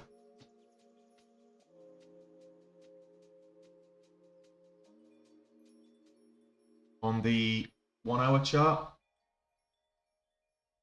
Ah, yeah, very good. Very good. Nice double bottom there on the 1 hour. 1420. Well spotted. Just got out. So we're 350 up on Jumaya at the end of all that. What else is moving? Microvast on very low volume. Jumaya.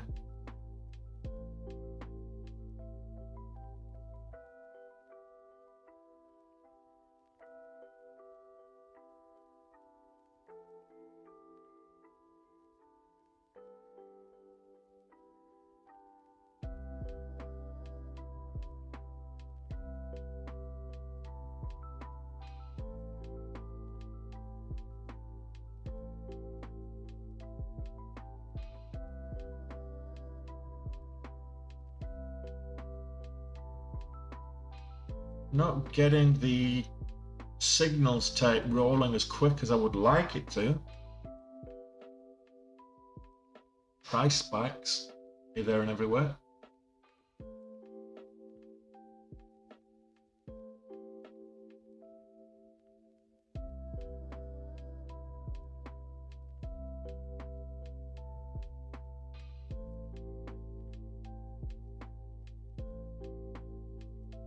Why is this moving up as much as it is?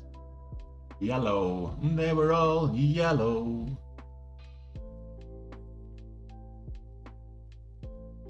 Okay. Insider trading.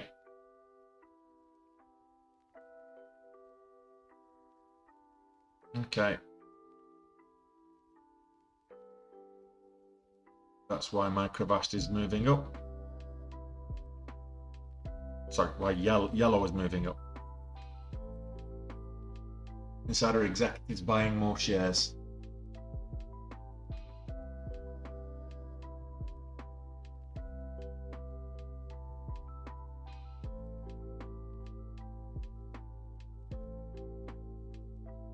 Oh, that was a big sell-off.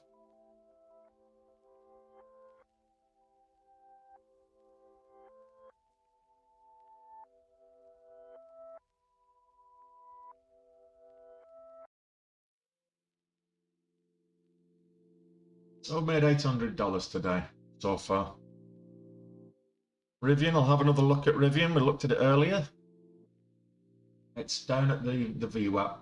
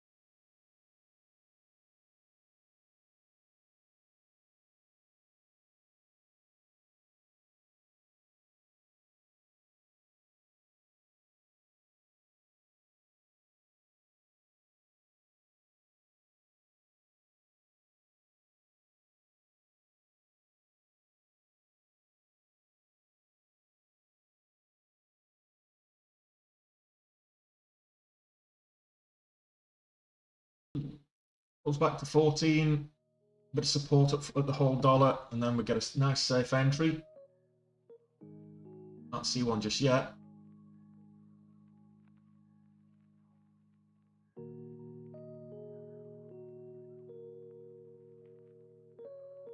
Peru looking nice and strong again. Getting up towards the 450 level. Yesterday's market high was 464.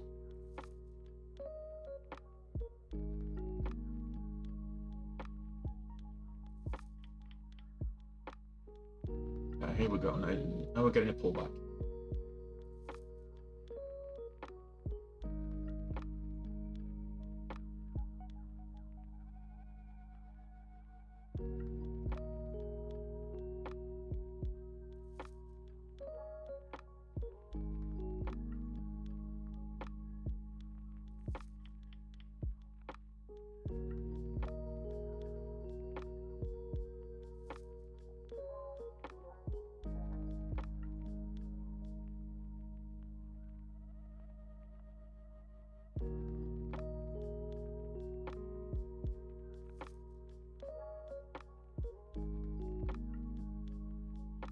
This 1420.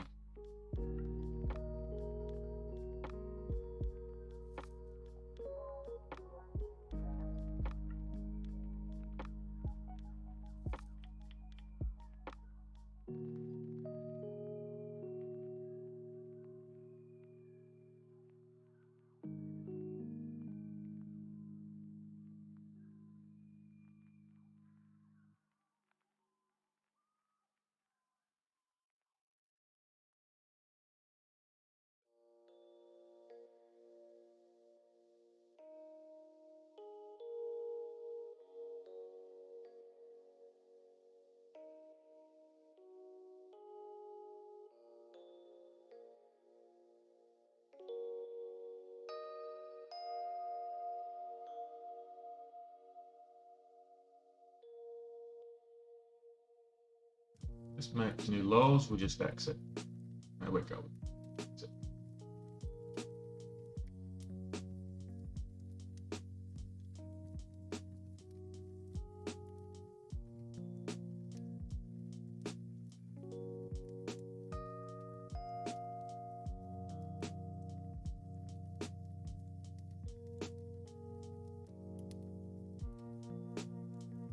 Still looking for potential entry.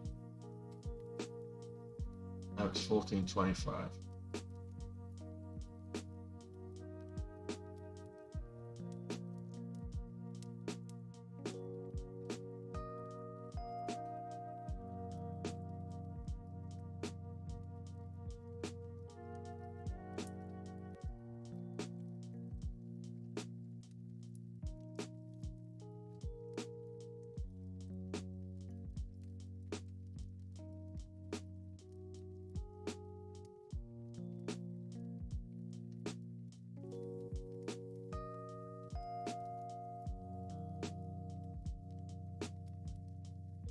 $14.25.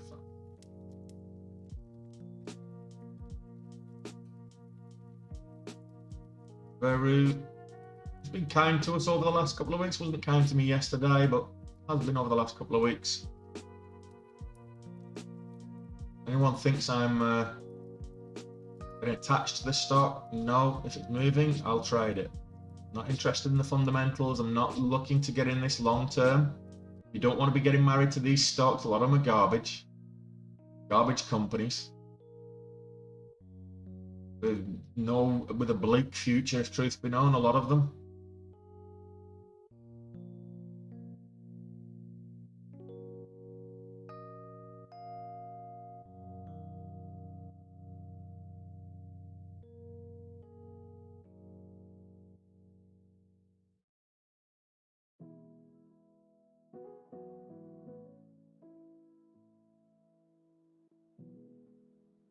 What a fake out.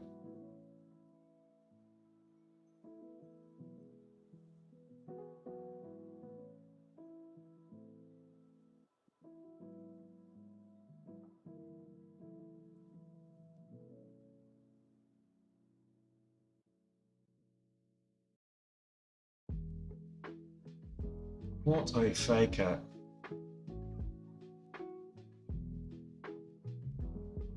Twice it's faked me out.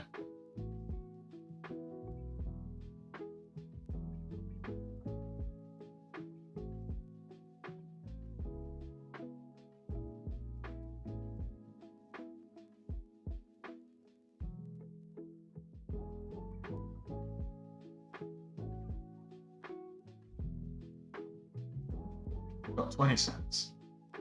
Risking 20 cents. We want to get this up to $0.50.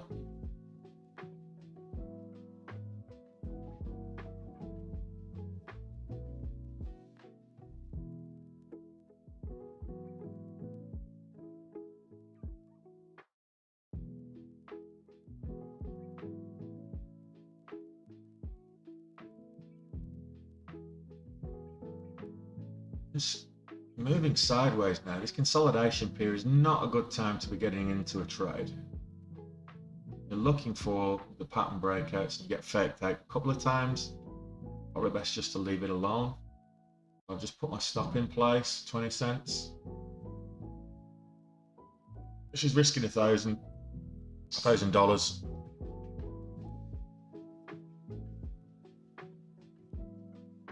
And look for where else is moving.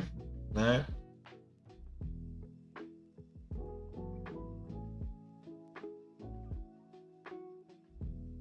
Rivian pull back. Jemiah's trying to make a move back up.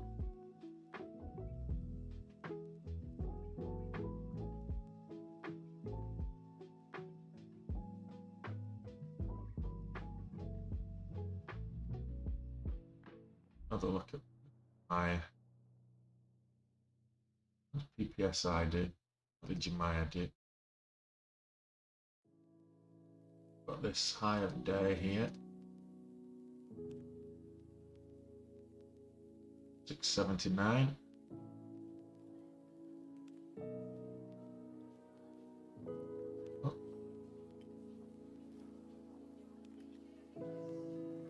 trying to make another move back up.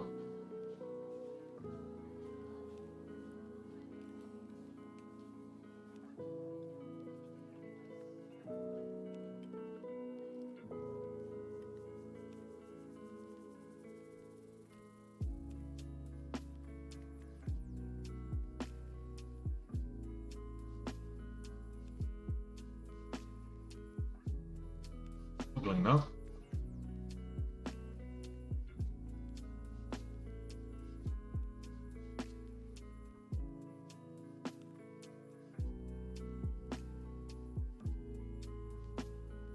Bit choppy this one.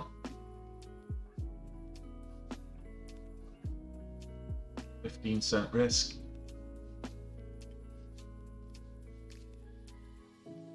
Right on the cusp of that. I'll probably get stopped out here for about 750.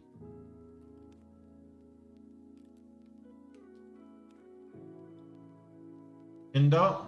Yeah, I'll take a look at Indo. Indonesian Energy's having a reasonable day. It's up 11%, 12% already.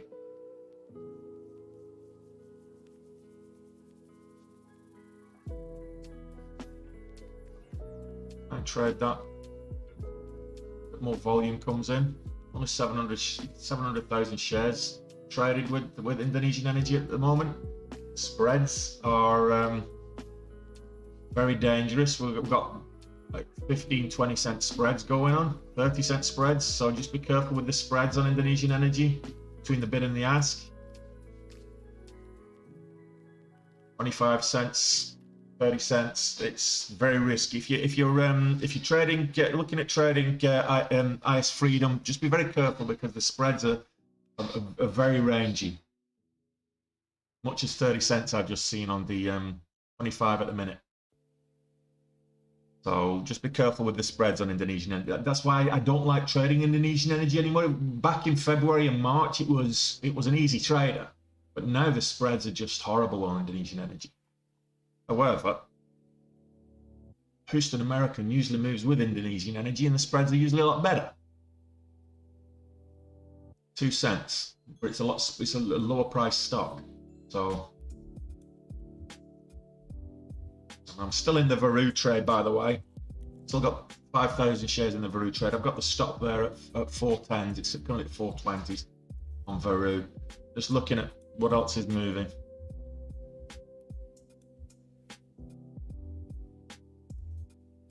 Just want a bit more volume in on Houston American as well. What about US gas? No.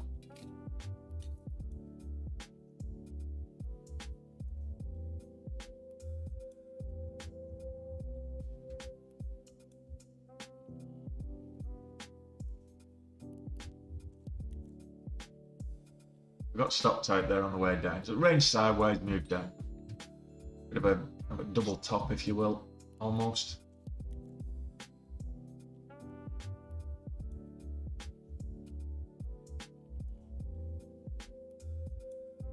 Soundhound do nothing.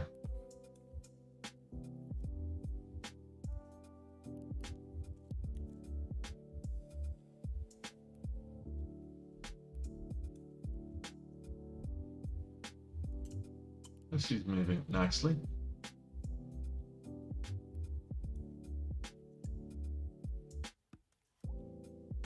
It's a definite lack of volume today, guys. So just be careful. Just don't go in big size without the volume.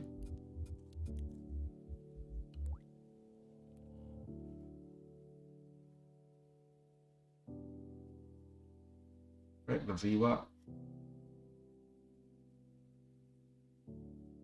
Maybe.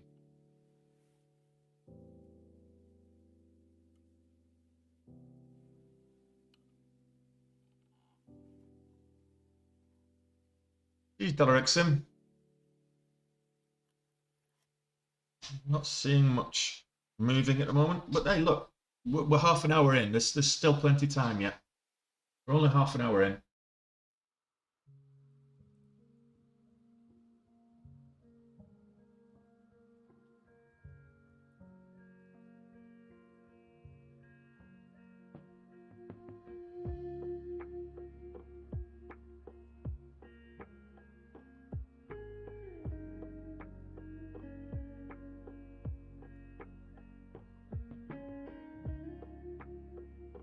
that's getting rejected at the shortness.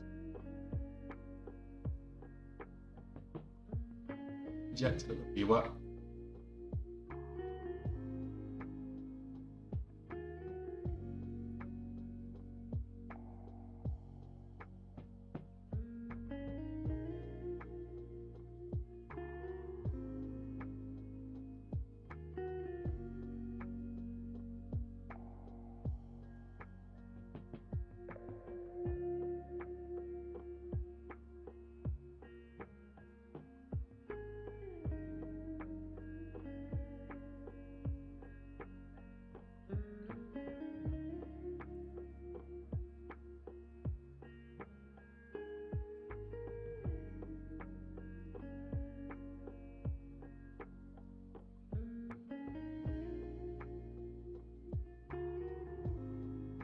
Shorten this for a VWAP fade. Touch the VWAP faded, move back up, touch the VWAP. So I'm looking for a VWAP fade. And I've got the VWAP as my, so I got in there at 83, and funnily enough, the VWAP's at 93. So I've got the VWAP as my risk. 10 cents.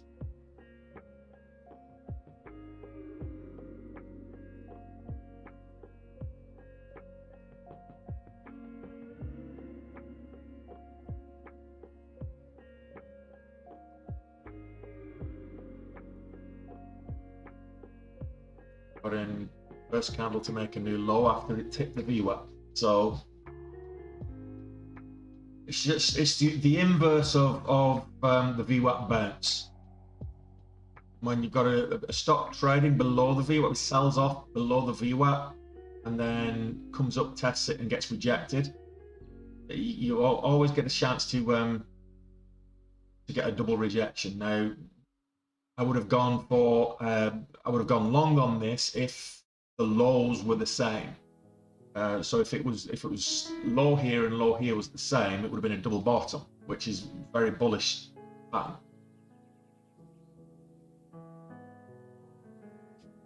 I'm looking for this to now move down to around 370.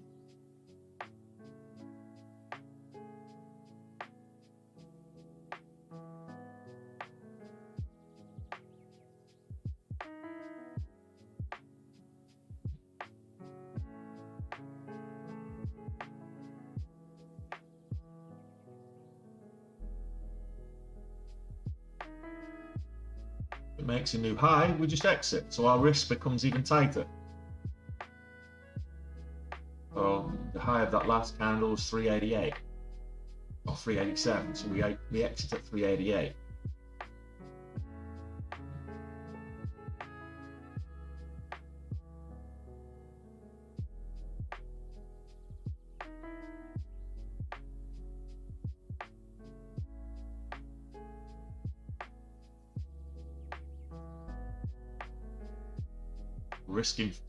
We're only risking 5 cents on this trade. 5 cents on the share, that is. Effectively bit $250.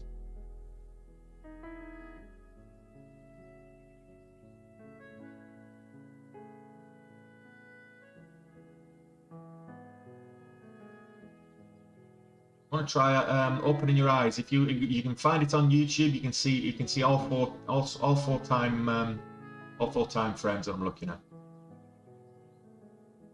Difficult for me to show all the information on the screen. Most people can see the price action.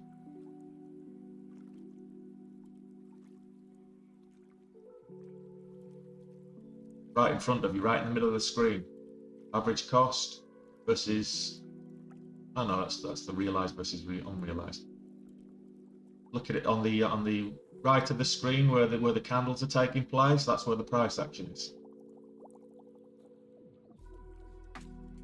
Okay, we exit there. We risk 5 cents. It didn't come all the way back down to the lows, but you get the drift.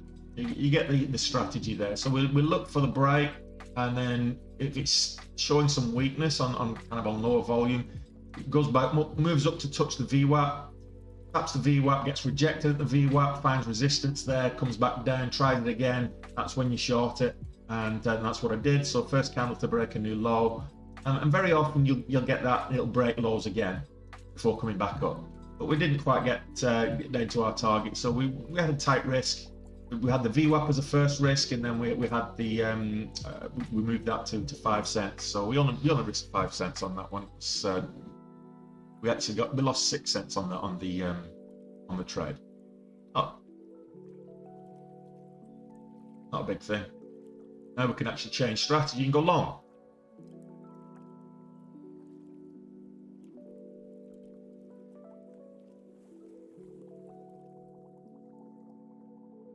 And look at my stream, my TikTok stream. Yeah, I can see the price action on the TikTok stream there. Don't know why you can't.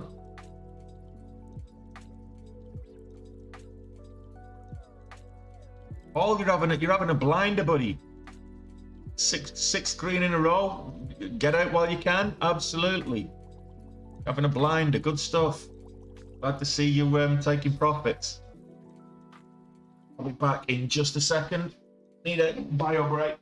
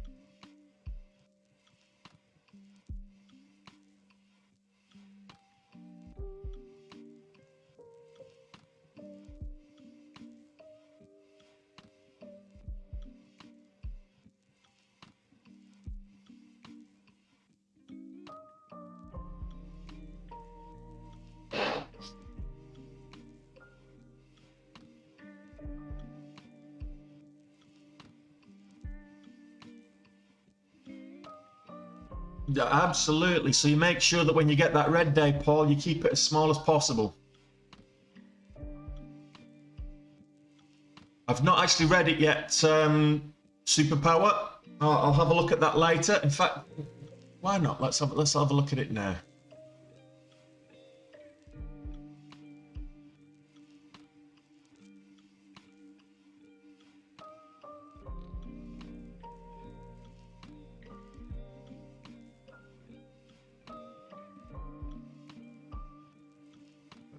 Where's the news?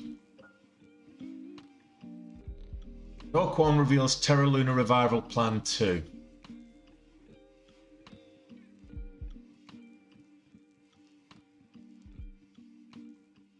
All speculation at the minute. So I'm just reading this.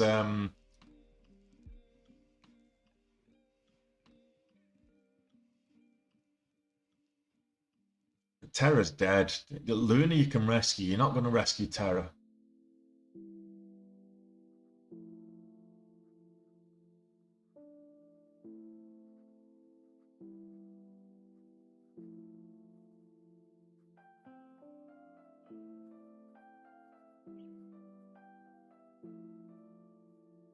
I'm sorry, I don't believe that at all.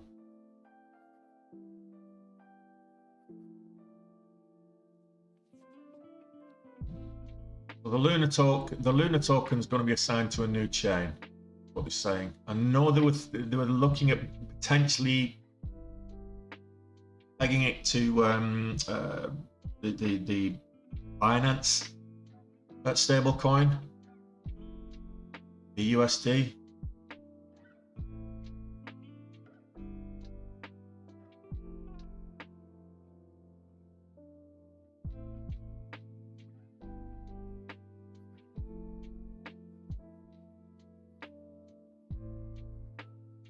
I'm not sure how that's going to restore it.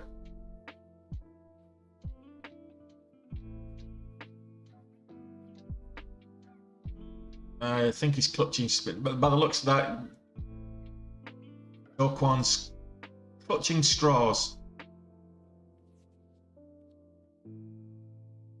Well, we're only 40 minutes in. 45 minutes in Chando, so there's plenty time. But in terms of Dokwan's Luna 2.0 plan, I think he's clutching straws right now. There's going to be a whole bunch of plans to recover that come out in the next couple of weeks. Well, I'll wait to see if something takes. I mean, I've got some Luna. I bought some at the weekend just on a pure speculative gamble, and if it goes north, great. If it doesn't, I've lost the price of my pizza money.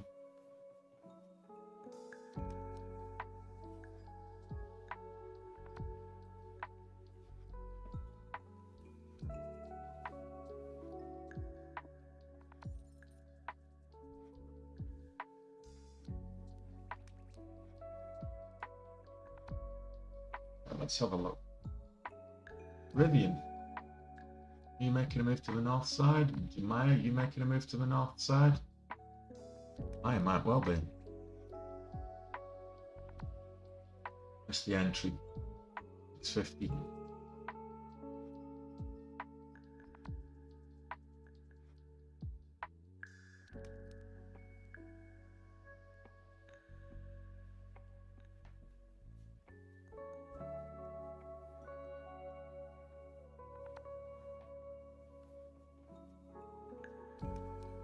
And I'm giving it 5-cent risk. Is this?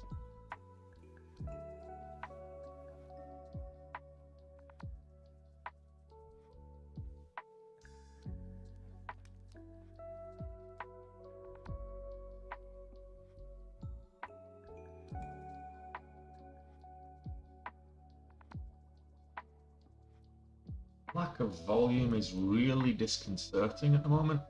I'm just going to get in there, giving it 5-cent risk. It's on the VWAP. It's VWAP's 51, so yep. Up to 65. Take some profits, ride it up to 75. Oh, we get out at 50.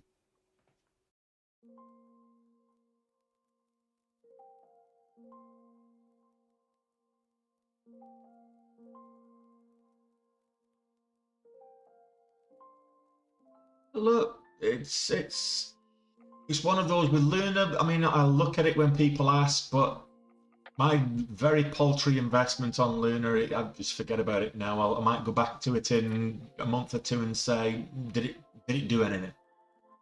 That's how I started with Shiba Inu last year. I think I bought 100 quid's worth of Shiba Inu, and I made about 3,000 or 4,000 out of it. I just bought it as a speculative gamble, and then when I went back a few months later, I was a couple of thousand up off a couple of $100 investment.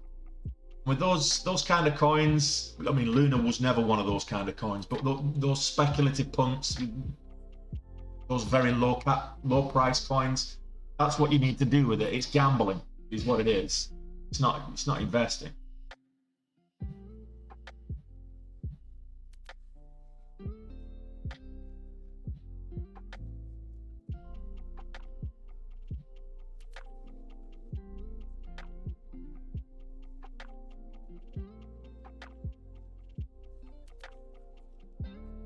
So I give it 5 cents.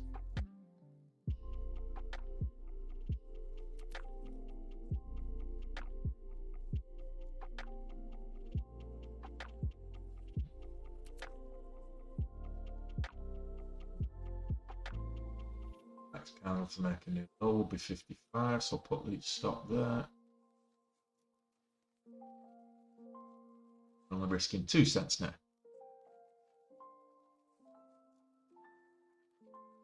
It's not going to bounce and fly into space. Absolutely not. Roller coaster, I think, is the word that you're looking for, not a roller oyster. I don't know what a roller oyster is, lady, but you know, you're welcome to enlighten us. Or a coaster, even. You'll get there. Try again. Try again.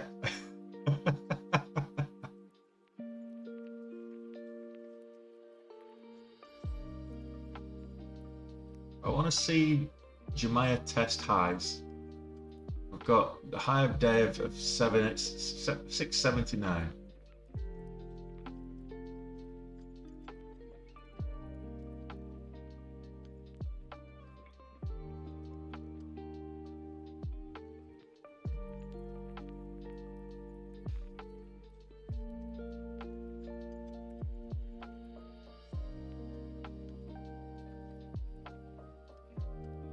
Of this candle is 59, so I'll put my stop on 58, which is just above break even. So worst case scenario, it's a scratch trade.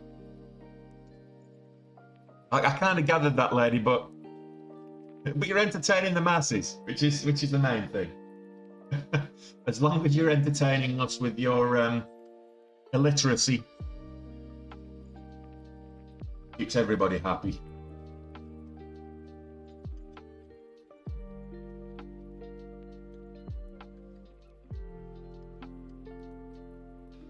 Hey William, how you doing?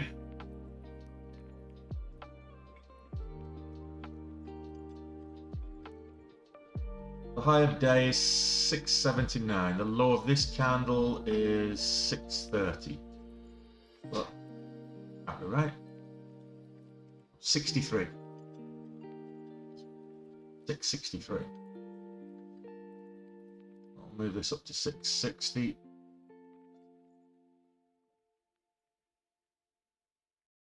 663 now.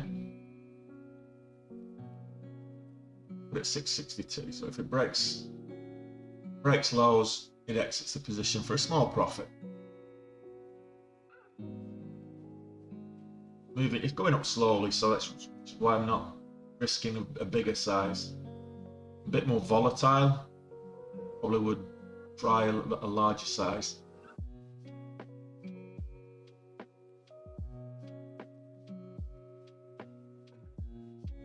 Yeah, we're doing all right. We're not doing too bad. We're trying to make money. Current markets are not too favourable. EWV seems to be making a move.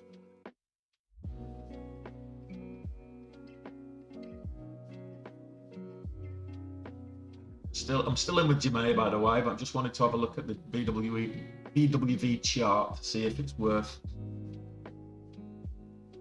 coming to. We're still not. We've only 700,000 shares traded today already. We're nearly an hour in, so that's not looking great. EPSI is not making any moves, so there we go. We got stopped out.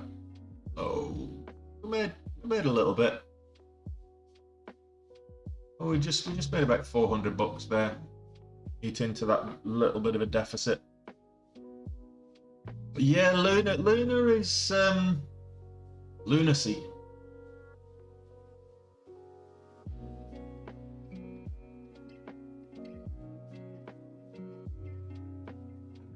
High there was 70. Let's see if it breaks 70.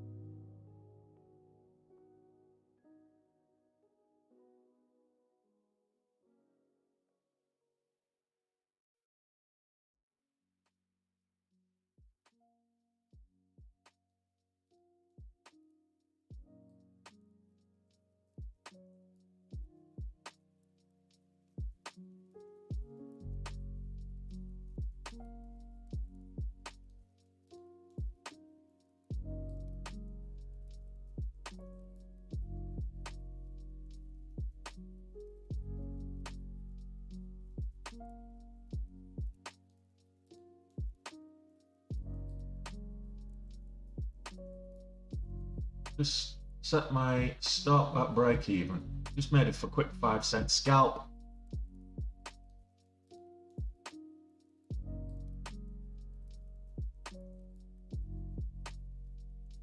decides to move down, head of up. 2,500 shares on that 5-cent scalp. We've still got 2,500 shares in. Oh, we've got 5,000 shares in. On a 5,000 share scalp. That helps. Didn't quite break that 780, 680 level. Would have been nice.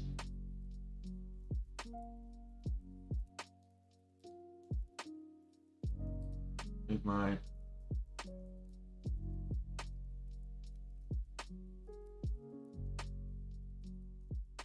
stop a little bit higher so that we're a bit above break even.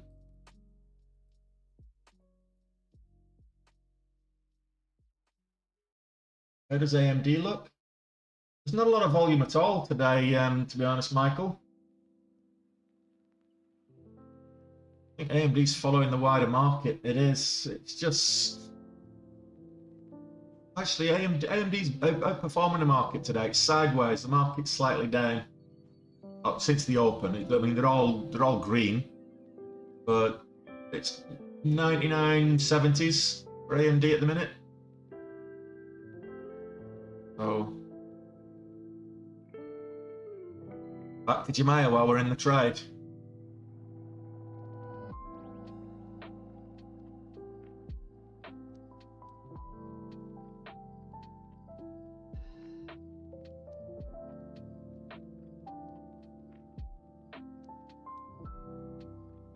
Well, this is 77, so I'll put it at 76.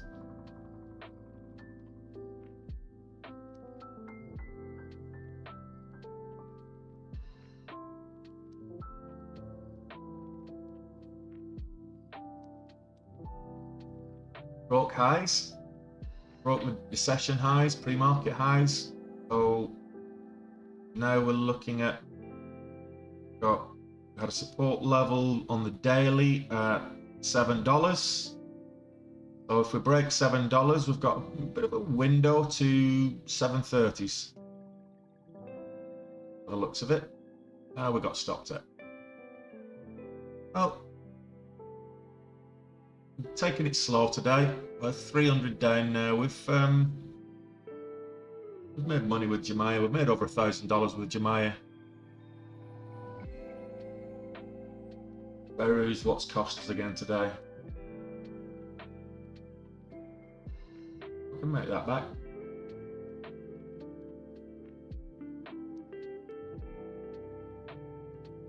Beru, did you get out for profit the other day when you were in?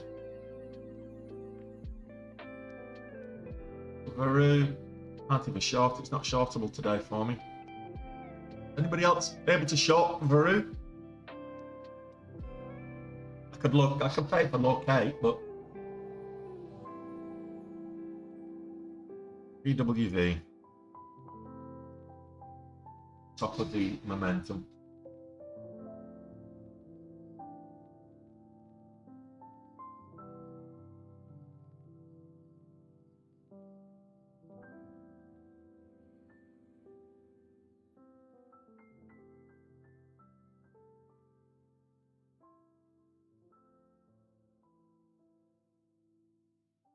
It's not enough volume. I mean, it's done 50,000 over the last, what, 5-6 minutes. It's 10,000 on that. Handle 13,000. There's not a lot of volume at all. 15-20,000 over per minute. That was on 4,000, so not really trade that. It's not enough volume to trade it. ATA is popping up. Period. Let's see what's the regular volume on Ethereum. It's 21 million. We're a tenth of that. So again, relative volume. If you stick to the strategies like I'm not doing, I'm just trading anything and everything just to justify my existence. If you stick to the strategy, you should be trading pretty much there's not a lot to be trading today because the relative volume on most of these is absolutely diabolical. So just make sure that you've got relative volume that's at least 2x before you start trading. So it's an absolute abysmal day today, number one. There's nothing at all. I mean, there's time yet. We're an hour in. I'll give it another 30 minutes. I can't walk the dog yet because it's absolutely pouring down.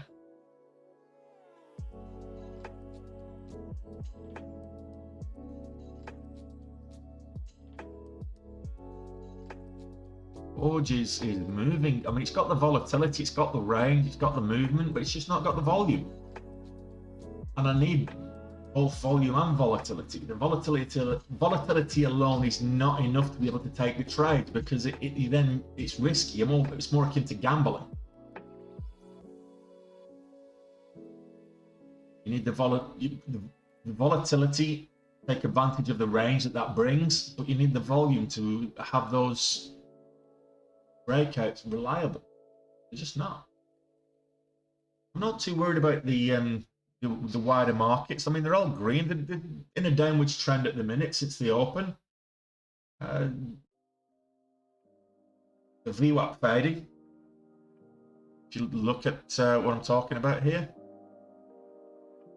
zoom out a little bit so you can actually see it. So we sold off at the open, broke through the VWAP, up, tap tip rejection, up, tap tip rejection, up, tap tip rejection. So we're getting what's known as a VWAP fade pattern here.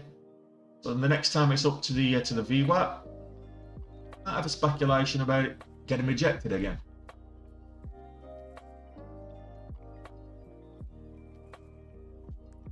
This is the SPY. It's the Spider ETF. It's representative of the S&P 500, the wider market. If you look at the Nasdaq, it's very similar. We didn't have the severe sell-off at the open, but when we did finally break it, again we're finding resistance at the VWAP and classic VWAP fade. What about the Russell, the small cap index? Same pattern. It's just not respected the VWAP for resistance. It's broke above it a couple of times and then rejected, but it's rejecting in line with the market rather than VWAP itself.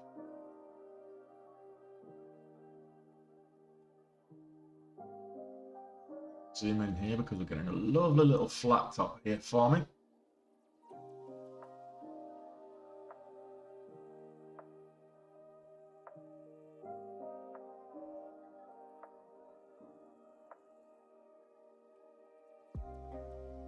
Looking for the break of 79. Oh, why did I do that?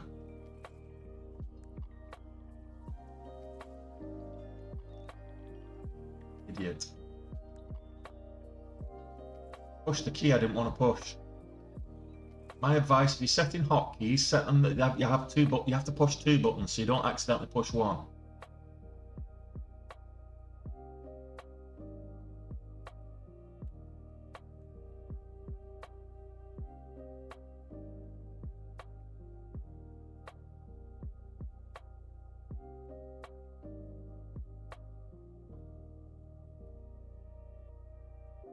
Not very clever.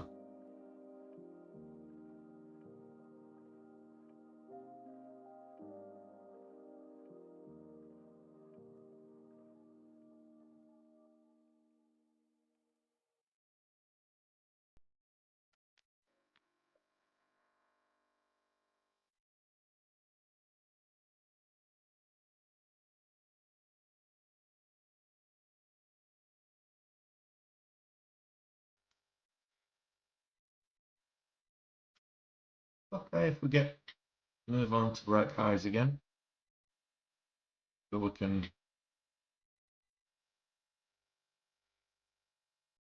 put in at the right time. Eventually, you get the follow through.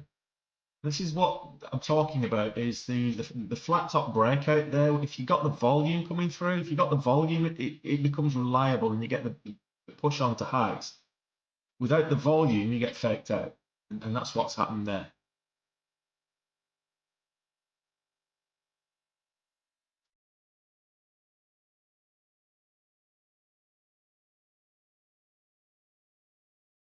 we're looking for a move up.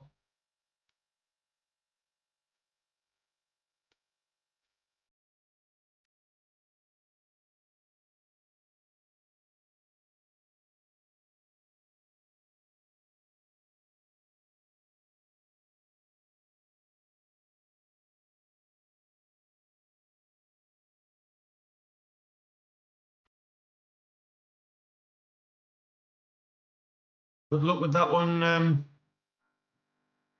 Squibby. I know you like the lower price stocks. You know you know I don't trade them, but good luck with it, mate.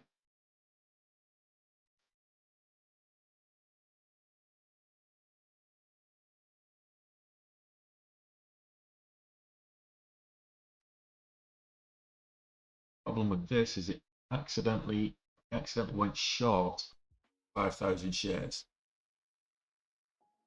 pressing the short button.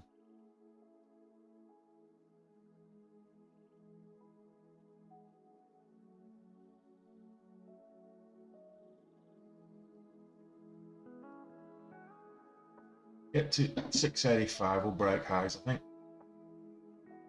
688 is the high of day at the moment. So 687 is the high of day.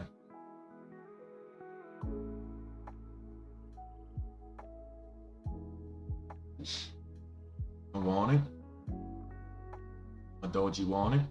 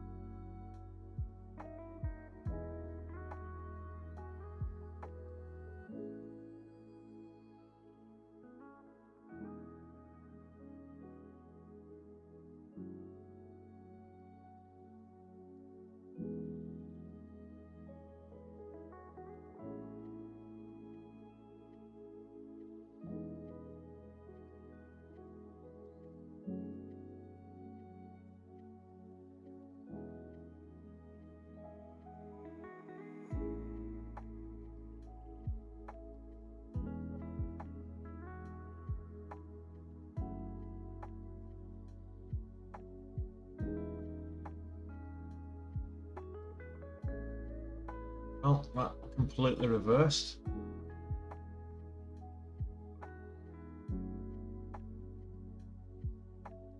Baked out a couple of times there.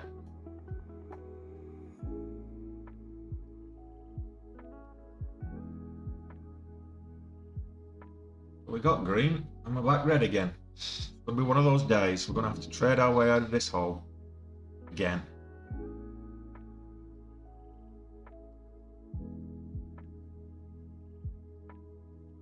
Volume was with PPSI, it's not anymore. Just died out. Still getting decent volume with Jemaya, so I just look for a re-entry with Jemaya.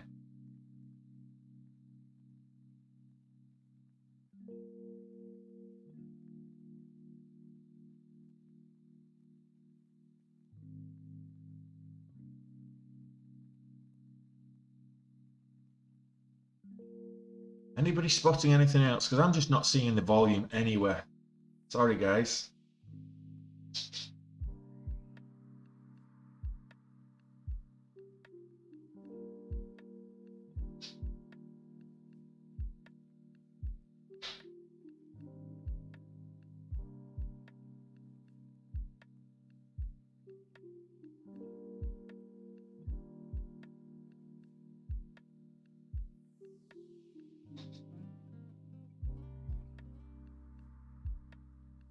Don't worry, I'll take you later, don't worry.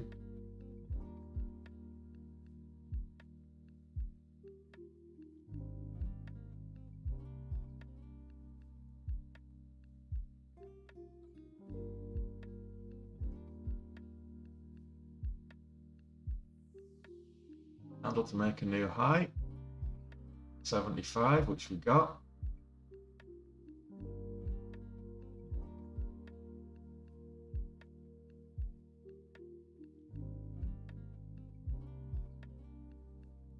Not gone big. I accidentally pushed a hotkey. I didn't want to push Alistair. That was my problem.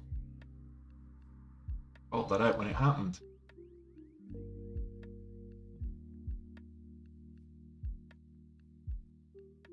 Well, I said, if you're going to trade with hotkeys, try and have them two keys so you're not accidentally pressing one. We're going to be altering that this weekend, I think. Maybe tonight.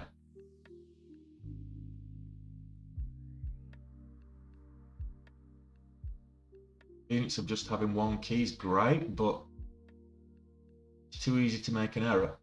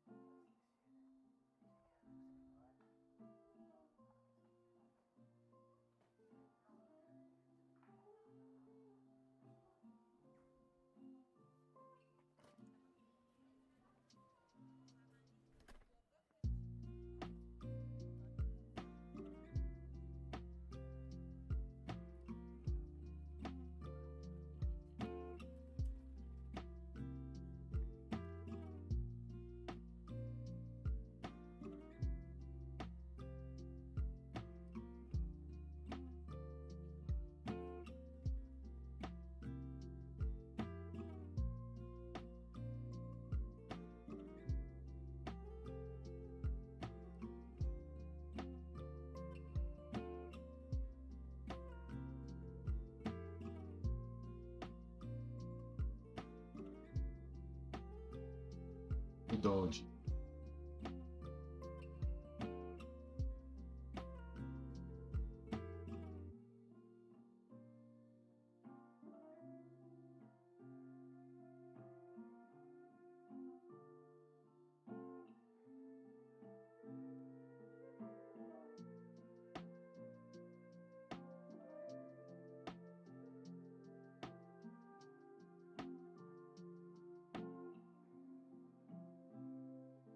Should have been out of that a little while ago with when we got here, so gave it a little bit to turn around on the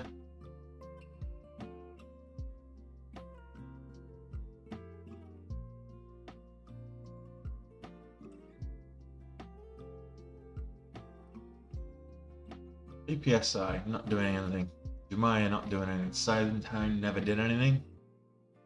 Get rid of that from the watch list. PPSI's gone.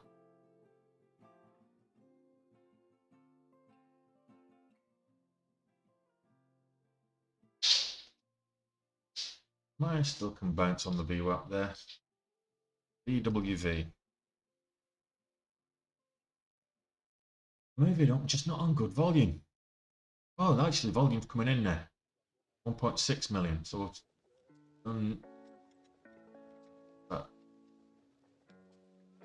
900,000 in the last few minutes. That's good news. 800,000 in the last 15 minutes. Okay.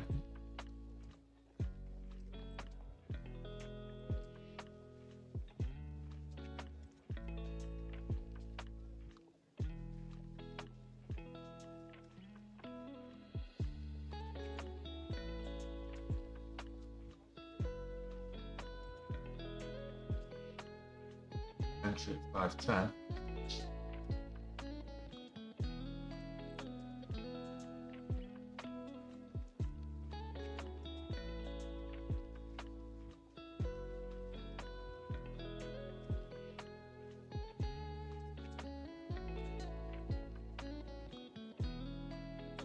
Stiff by your broker there, Marion.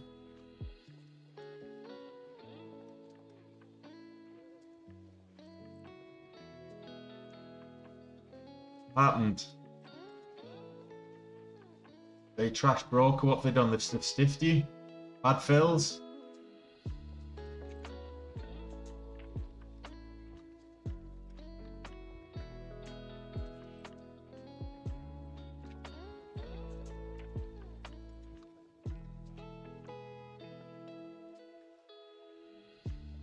not good. Hard to hear that.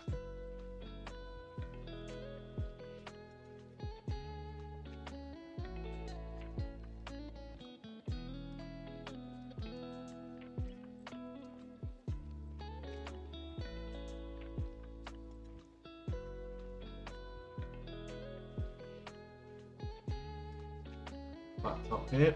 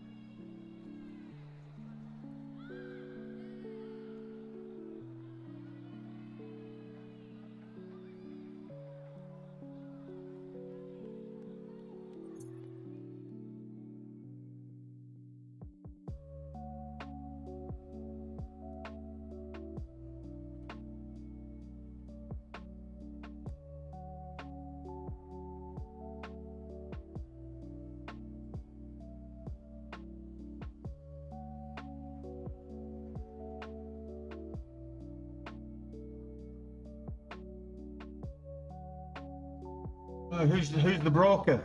Name and shame.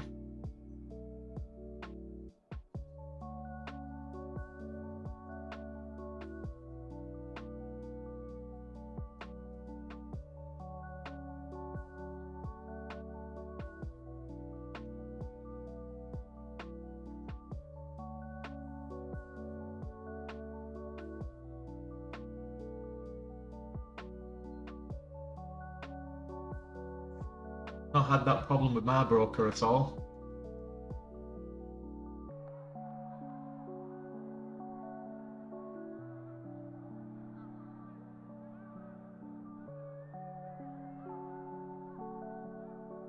Why? Nasdaq all vomiting at the minute. Not looking good.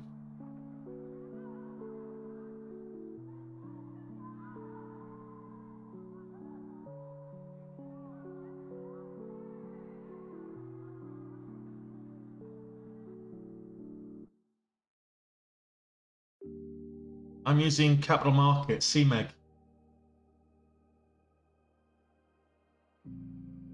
Look at the SPY. Look at this sell-off. It's not the huge red candle that we've seen over the last couple of weeks, but still a sell-off.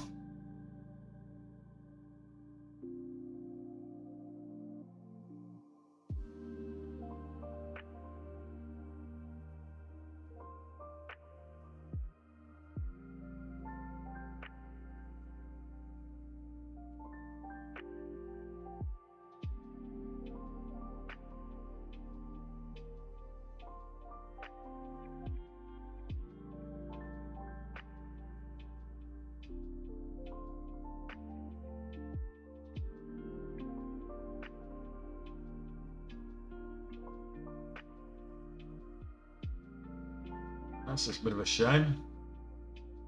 What, did they just liquidate your position? Without your knowledge?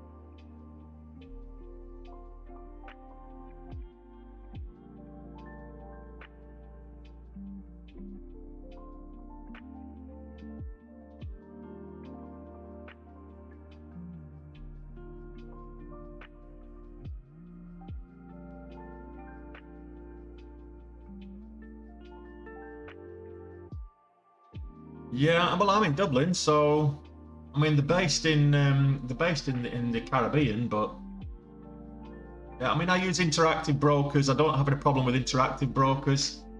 I use capital markets because they give me more margin, they give me more leverage than interactive. But if interactive brokers is good. What platform are you using, Marion?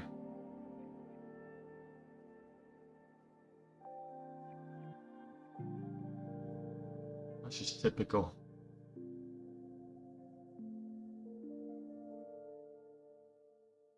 Sorry to hear that. Well, don't worry about it. There'll be another trade. Look for another entry.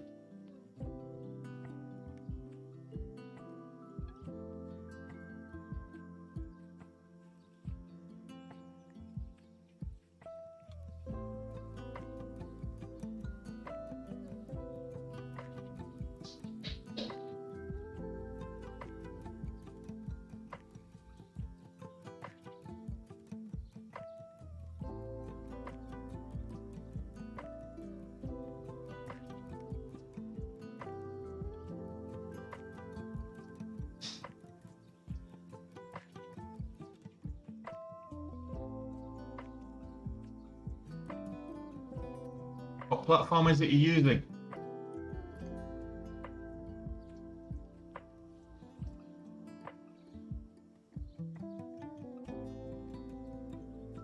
Red Zero, yeah. Okay.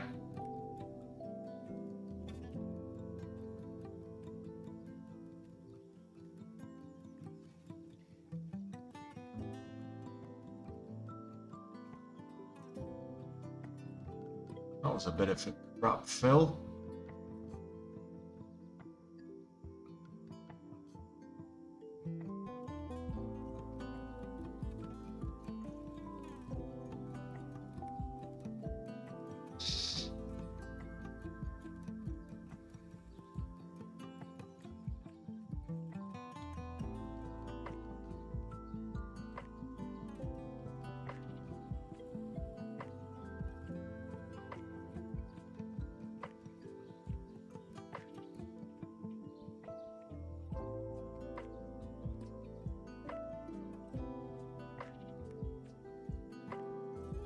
Didn't get the range that I wanted.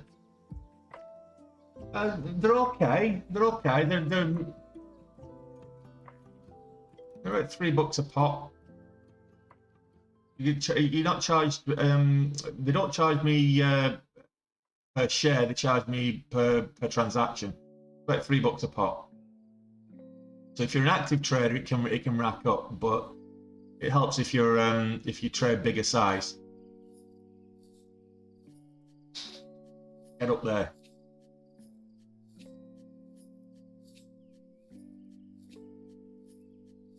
So 5-cent spread's not helping.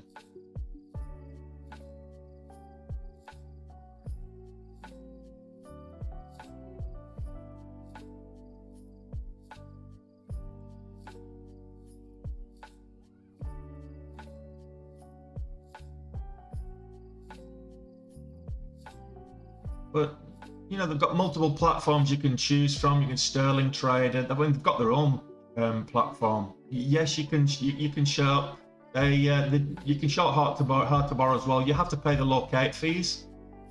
But easy to borrow, you don't have to worry about locate fees on easy to borrow. But on hard to borrow, you just pay the locate fees.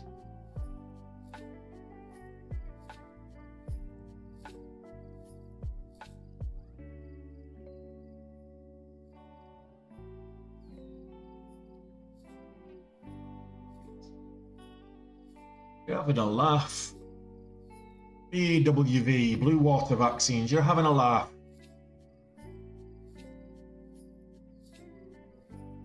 You should be up at $6 now. After yesterday's sell-off.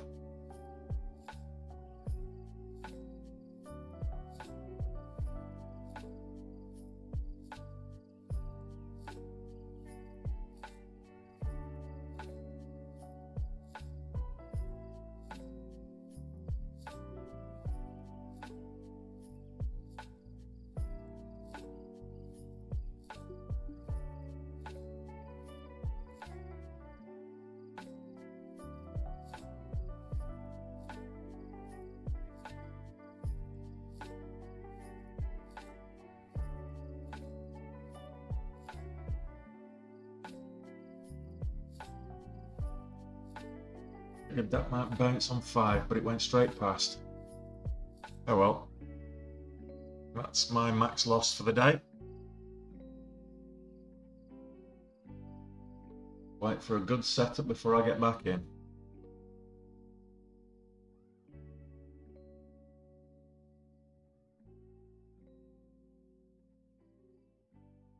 Have a look, where's my chat gone?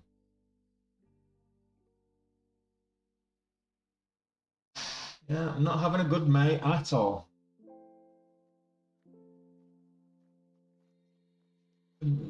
Not really. I've not had any problems with them at all, if I'm being honest. Capital markets. Interactive's great. You get good leverage. I think Trade Zero's about 6x as well. You can get six times on BWV. Sorry, 6 times with capital markets. So it's good leverage with them as well. I've not had any issues. I don't know if anybody else has, but and they're fairly good to turn things around. Once you're not with a bank that is difficult to transfer internationally. Well, today's not been a good day, but I'm looking at these trades. I'm looking at these stocks here, and there's just nothing tradable right now. There's no setups. I mean, Biomea BM just popped up with virtually no volume whatsoever. 88,000 shares traded today, and it's now the top gapper. That speaks volumes on today's action. Oh well. Well, I'm gonna call it a bad day. It's 4 o'clock nearly. We'll be at it again tomorrow. No power hour tonight.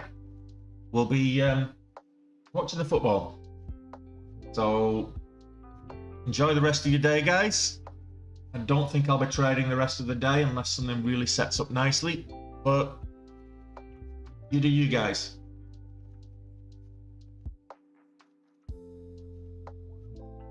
Well, let's have a look at Veru.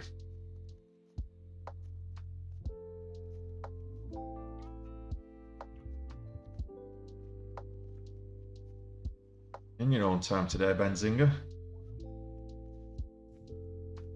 Short interest. So, oh good lord, absolutely 70% shorted Veru. Oh no, that's Nuvalent I'm looking at, not Veru.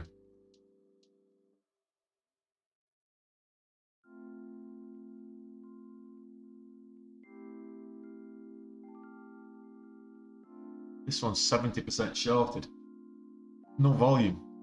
Surprises me. Veru.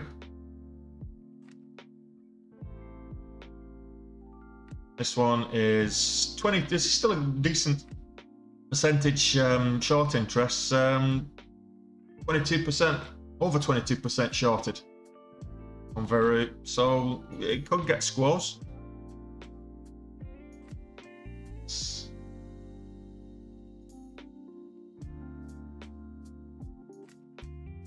If that gets back above 14, I'll be interested.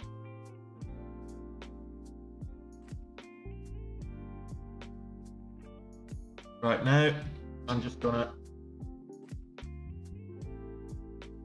It's not shortable. It's not shortable on CMEG either. At the moment, I was shorting it yesterday, so it was shortable yesterday. It's just not shortable at the moment.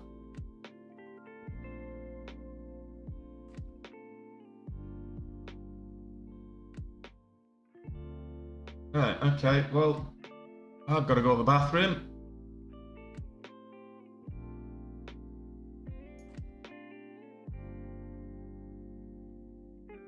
I wouldn't say low float only, but primarily low float because you get more volatility in the low float stocks.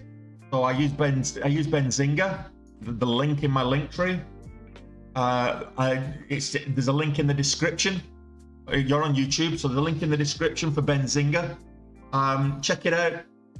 you try it for 14 days. It gives you all the stocks that are moving. You've got scanners there you can set up, all the stocks that are moving, why they're moving, how much they're moving, when they're moving. I think it's essential. No, that's fine, Dan. That's fine. Just check out check out the link in the description. Benzinga, you can try it free for 14 days. If you don't like it, fine. You don't need a credit card just to get the evaluation going either. So, but I find it.